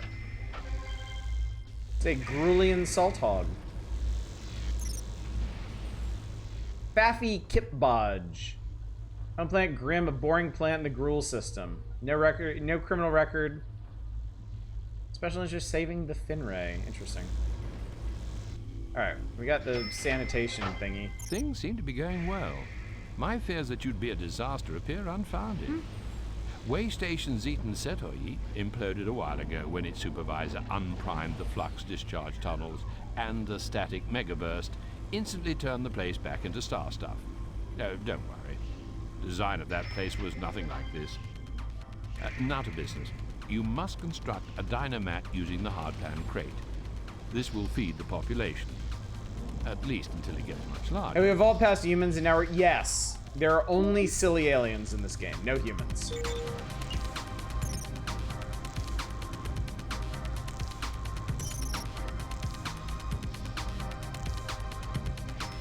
Also, I love these little guys. The Scuzzers are so cute.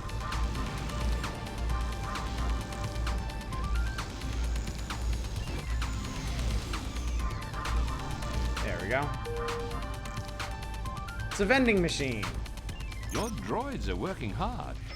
As I have to say are you. However, you don't need recharging and they do.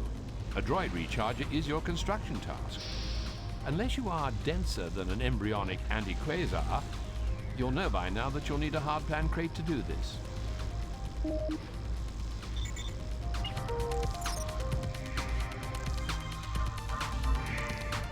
Let's see. I guess we could put this rather centrally.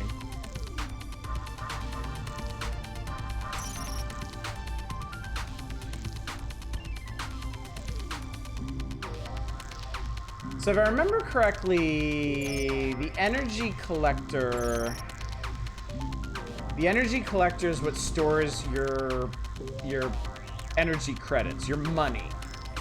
This thingy do, power booster, I think provides power for buildings.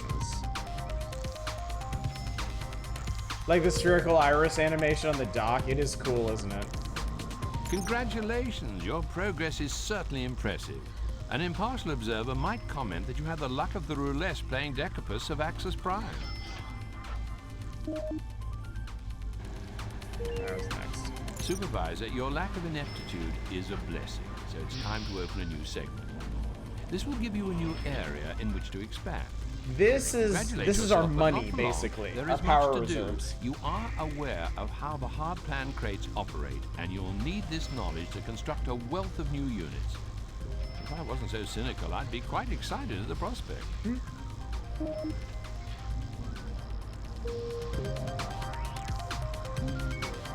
Oh. We gotta open this up. A recycling plant is urgently required. Efficiency is everything in space. By recycling, you'll convert waste, almost any waste, back into energy. 4 salt hogs are required to work the recycling plant, but more of that later. Your first task is to build it in a useful position. Yeah, why not have a lava lamp for a wallet? Okay. So we gotta build a recycler. Recycler is pretty huge. Just put it right here. This will let us turn garbage into money, I think. What's your deal? Lugsy Yonks Jubbly. Oh, nice. Good job, camera. Special interest, listening for people screaming in space.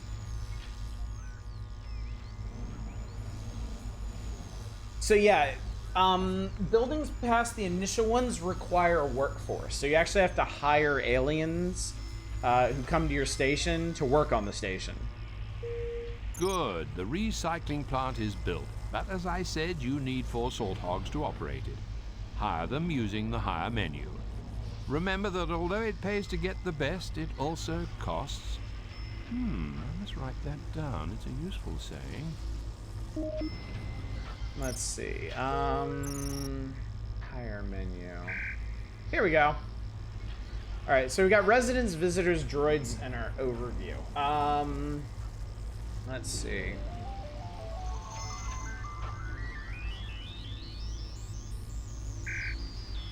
So you can see the cost for hiring them. The people that are actually talented, it costs quite a bit more. But we got plenty of money, so I can do whatever I want. Where is...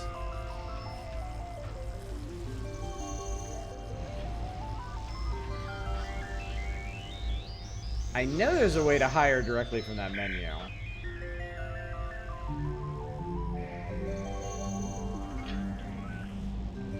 But I'm not sure what it is.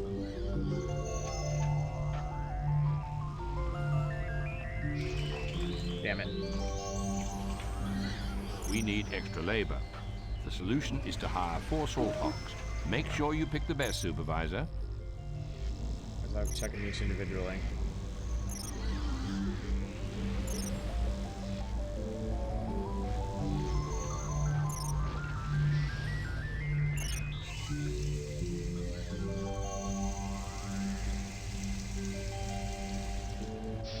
This is definitely the Stanley Parable narrator guy. I don't know, honestly. Oh, I didn't mean to do that.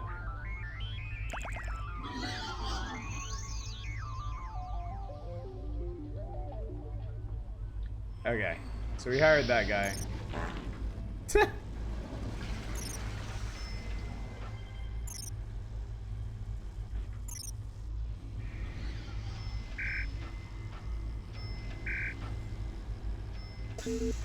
Is there another hiring menu or something?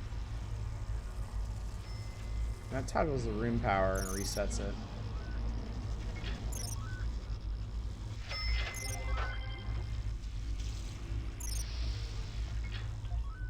Take that guy.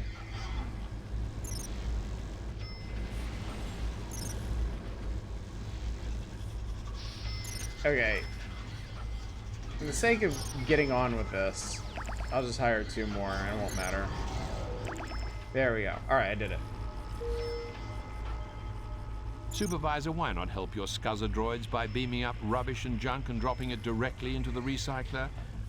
Or is such a menial task below you?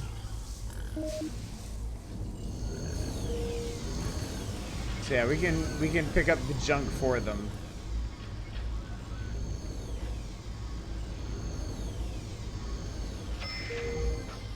You cannot beam that up. Oh.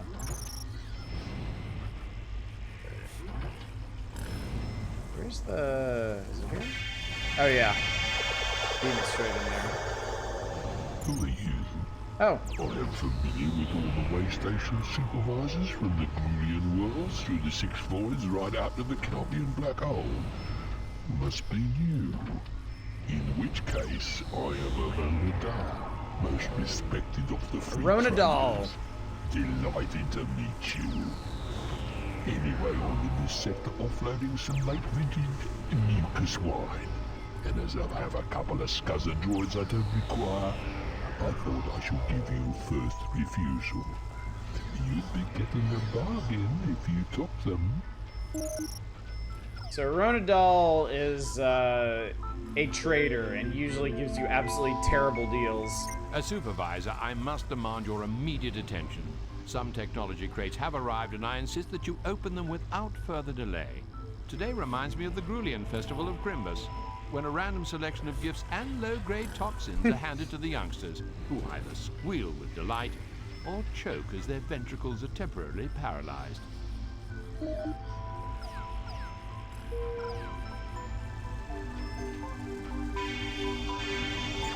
Anyway, I got some new scuzzers. That's all I care about. Tech crates. Ah, yes. So this is the technology to build stuff freely. You are busy, and therefore it gives me pleasure to interrupt you, Supervisor. 3 tasks await your attention. You must construct another dynamat, a lavatron, and a berth. Your population is increasing, and if you neglect these tasks, you could face a mob of hungry, smelly, tired customers. And I wouldn't wish that on you, frankly. That's awfully considerate of him. Alright, so now we can just construct from the right-click menu.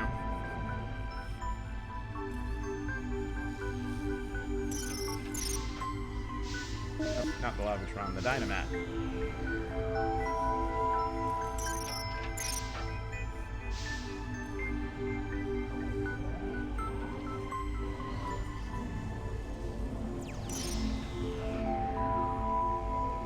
Writing for this is spot on. It really is.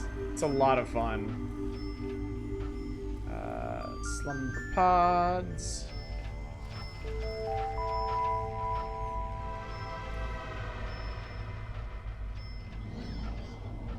Make it pretty. Some of those. Some of these. 2 of those. And we accept. I think little of you, but I'm not that cruel is the narrator's vibe so far. Yeah. He really nails it, too. We got a lot of salt hogs, chat.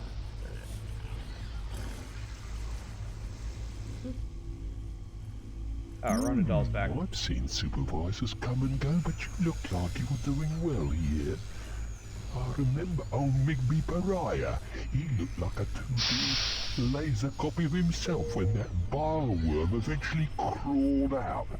Serves him right, I suppose. Listen, you don't want to buy it. No, I can see you're not into that. And the stuff I have is shockingly strong. Sorry, shouldn't have mentioned it. The salt hogs you previously hired are good workers and in line with your current expansion.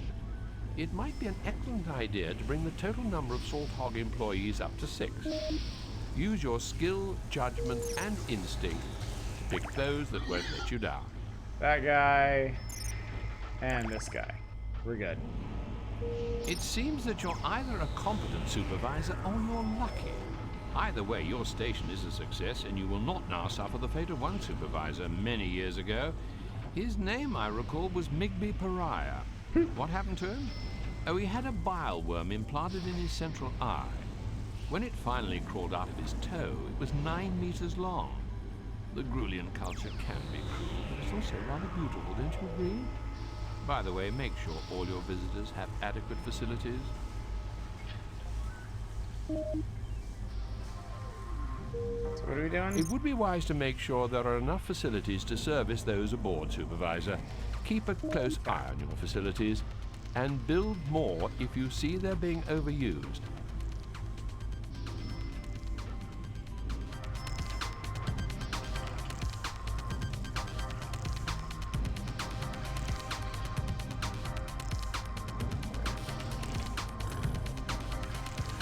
Alpha Centauri worm-ass punishment. Maybe, well, you know what? Just to be safe, I can always build a couple more anyway.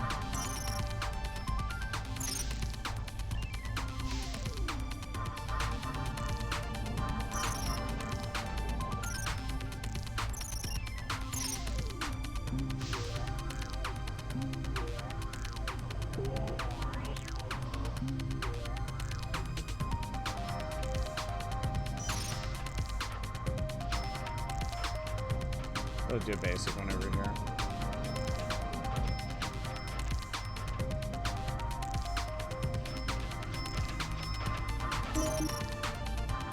There's a social group of someone named Pariah.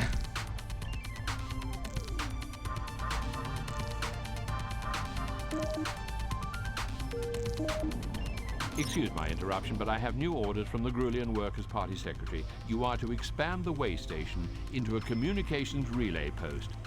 I assured the GWP that you're capable of this. I hope this faith in you is not misplaced. Otherwise, we'll both be visiting the labor exchange on Prodar 6.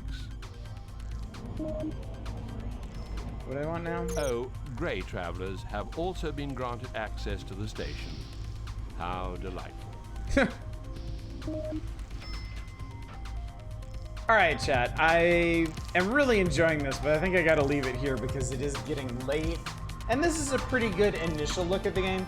Obviously, there's a lot more aliens to deal with in this game. There's multiple decks of this place. There's an entire second deck that we haven't even looked at that has unique buildings to build for it. So yeah, this is a good one. This is a lot of fun. So let's talk for a minute, chat. If you've got a minute to spare before we call it an evening here. Turn that off. This on.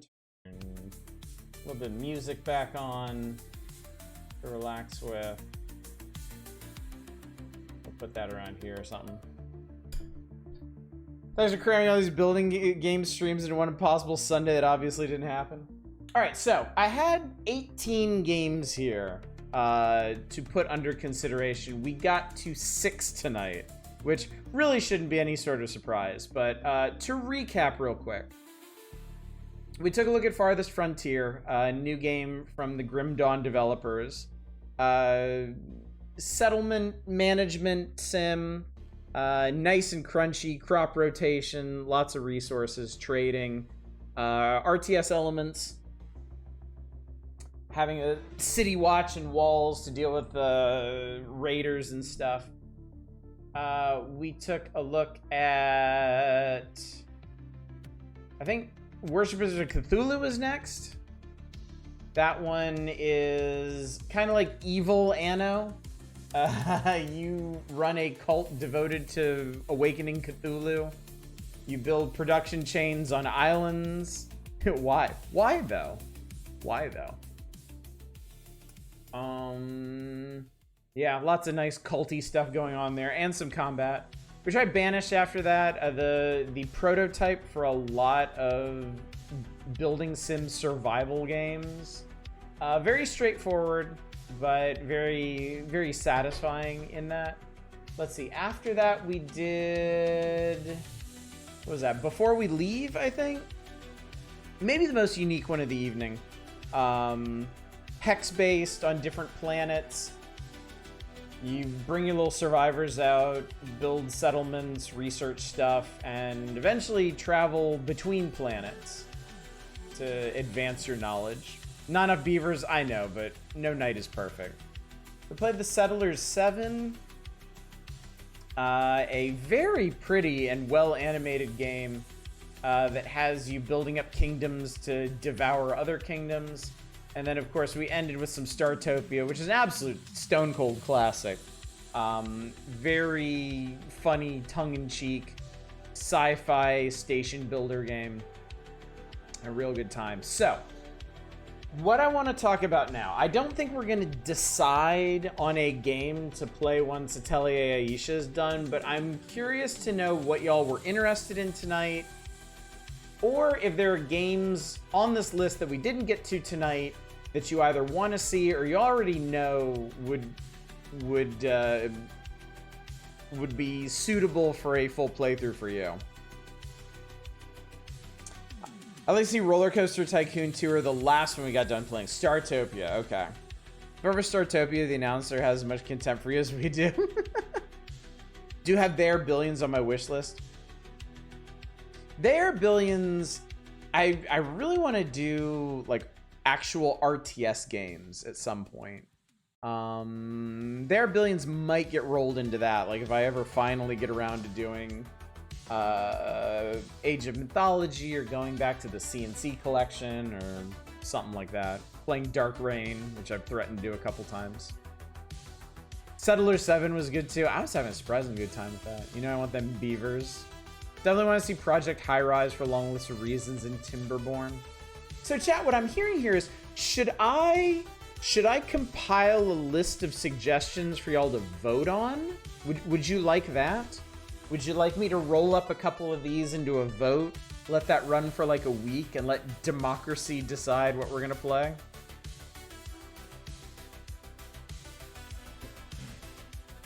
Project High Rise would be cool too. Interested in Settler 7 Startopia. Curious about seeing the story again for Settler 7 Startopia's Silly Times. Schmalaris? We're not doing Schmalaris. Not yet, anyway. Okay, in that case, let me see here. Roller coaster games are always goofy fun. I like those. I like to see Project High Rise. I like that. Didn't play a lot. My only takeaway is that builder game streams don't really work for you. I mean, that's fair. That's also good feedback too. Here's about Anno, Billions, High Rise, Nile. No SimCity's good. Stuff you played seems fun.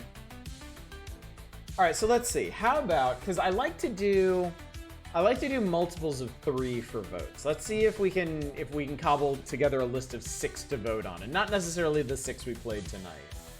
So, all right, I think Roller Coaster Tycoon was a favorite going into tonight, so I'll lead the list with that. All right, I saw a lot of faith in Startopia. I'll put that on there. People keep mentioning beavers. I mean, I'm practically looking for an excuse to put Timberborn on a list.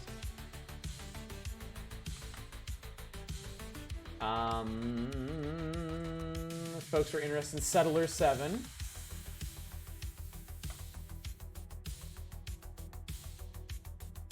The most part of me too, I did have fun roasting Dyson Sphere for having no spheres the site when we saw it. Folks mentioned Project High Rise. Another one I really, really like. And was there one more? Was there one more? Anno, Billions, High Rise, Nile. Something.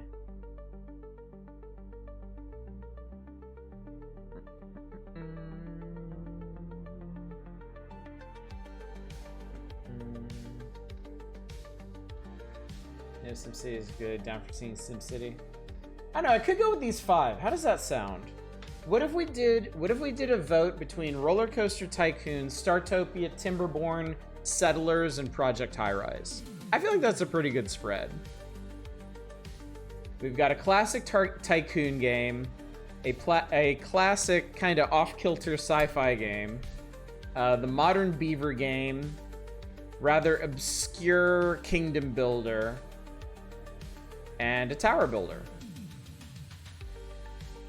I think those are a pretty good selection. If y'all are amenable to that. Startopia is on that list. One more time, it's Roller Coaster Tycoon, Startopia, Timberborn, Settlers, and Project High Rise. So, interestingly, it's two games that we played tonight, Startopia and Settlers, and 3 games we didn't, Roller Coaster, Timberborn, and High Rise. But I mean, that works for me. I would be very happy playing any of those. So, and I'd like to say, for the folks who are like not sold on builder games, I have some ideas for making them more interactive, giving y'all some Dragon Coin options to like name things, request some things, or I don't know, AMA, ask me questions while we're waiting for things to be built. So I think there's some stuff that I think we might have some options with builder games to make things a little more fun than just clicking places and watching stuff be constructed. I'm fine with sticking with 5 if those are the ones that have like the most consensus around them. I don't need to stick a 6th one in there just to keep the numbers even or anything. 280 streams free, Jesus. Want to name the horrible theme park rides? A long time ago, it's been several years now, a long time ago, we did a Roller Coaster Tycoon stream for my birthday, and I gave people the options to request and name rides, and yeah, that was pretty funny. There was a horrible one that I think my mind blocked out because it was so bad. Something about grannies or something. I was there, it owned. Okay. Well, if you remember that one I'm talking about, don't tell me what it was. 7 years I named the stool saw. The stool saw. Well, let's see. Okay, hang on. Just so y'all know, of the stuff we selected, Roller Coaster Tycoon, obviously you can do that. Startopia, I don't think you can name stuff, but they come with their own silly-ass names. Timberborn, no. Settlers 7, no. Project High Rise, maybe. So of the games we've selected, put on a vote, I think Roller Coaster Tycoon and Project High Rise have the most naming options. Startopia, we'd be playing for the comedy. Settlers, we'd probably be playing for the story. And Timberborn, we'd be playing for the beavers. You can name the beavers, but it's... To be completely honest, it's one of those games where, like, there's not a whole lot of random emergent stuff happening. Honestly, none of buildings are selling the shape like dongs either. What can you name in Project High Rise? Let me, you know what? It's not that late. Let me pop in real quick and check. Let me pop in and check real quick. Hopefully I have a save file or two that I can just check in.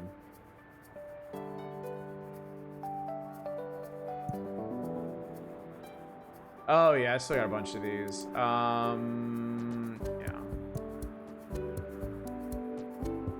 Beavers having a limited lifespan also puts a big damper on naming them. True enough, yeah. Alright, where was I on this one? Okay, so let me see here. Can you name... Okay, you can name people. So this could be like...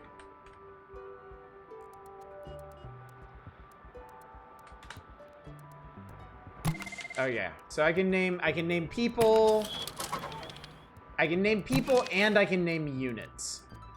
Which you can't see it because it's behind my head. But I can name people and I can name businesses. Can I change the user interface scale? This is gonna only be done from the main menu. Okay, hang on a sec. Yeah. Let's see. Let's double it. And let's load that one we were just in. Okay, now you should be able to read stuff. Oh, and we can also visually, we can zoom in on the visual stuff too. Hey, it's Arcane Tradition. There they are. They're gonna name furniture and appliances. I'm gonna request a water cooler be named Arcane's Hopes and Dreams. Unfortunately, no, but I can rename this. Unfortunately, I can't move the window, so I need to move my face cam. I like it. Sim Tower, is that you? Better. It's better than Sim Tower, in fact.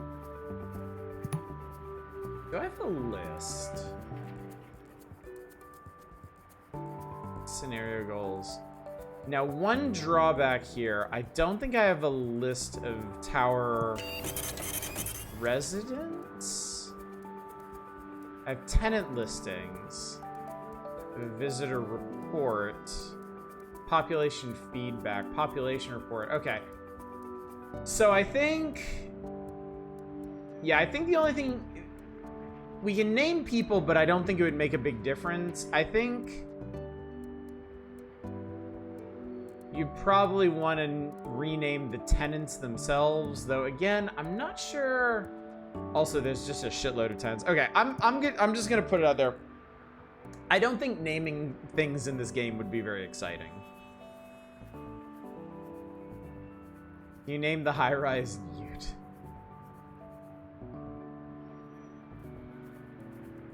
Yeah. So I think if you want some chaos from naming stuff, I could. This is a game where I could take requests for specific kinds of like businesses and stuff, but what sort of hellscape could you do? What was I doing here? This is the Federal Center. Create office space for 100 office workers, 25 legal. Accumulate critical mass of legal thinking with 50 law offices. And attract the regional headquarters of large government agencies and a large office worker pool. So yeah, I'm building a federal center. I'm building an office hellscape. Now, I do want to point something out here. The scenarios, I've done a bunch of the scenarios, but there's a bunch I haven't done. So like the federal center, yeah. This one, you need to revitalize a building. This one, build an apartment tower. This one, build a shopping center.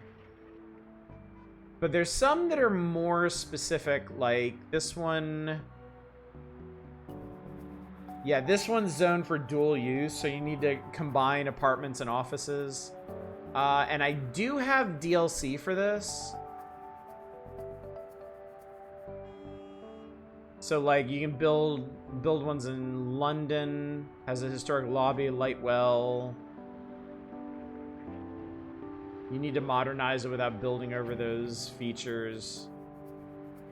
This one, you need to build earthquake-resistant buildings in Tokyo. This one has a train station you need to build out around. I know you can build casinos in this. This one, you need to build a hotel. This one, you need to refurb one. So, yeah. There's a lot of stuff you can do in this game. But just to give you an idea. Also, there's a bunch of mods for it. See an IRL shopping mall apartment complex or the dual use zone would be interesting. Okay, so anyway, that gives you some ideas. So, okay. So, what we're going to do, chat. What we're going to do. Tomorrow night, we're back to Aisha. We are on an autocratic Aisha playthrough now. No more voting. No more democracy in terms of Atelier Aisha. We're doing it until done. I think for the coming week, because I don't know when exactly Aisha is going to end, I'm going to go ahead and run the vote for our next builder game, and I'll run it with these 5 games, okay? So you all have a week to vote on that, and then I'll declare a winner at the end of Saturday's stream. So we'll do Atelier Aisha Monday, Tuesday, Wednesday this week. Start the new issue of the Power Hours on Thursday and continue that into Saturday. And then Friday is community night. I think you have until Wednesday to request any more RPG Maker games if you're so inclined. Then when we get to Friday, I'll put them all on a wheel and play as many of them as I can. So that's the plan, chat. Damn, I'm almost an hour over time. And I thought I was tired. How ridiculous. I better let y'all go before I find another excuse to stay up too late. Let's see. Is there any chance anybody is up right now doing something?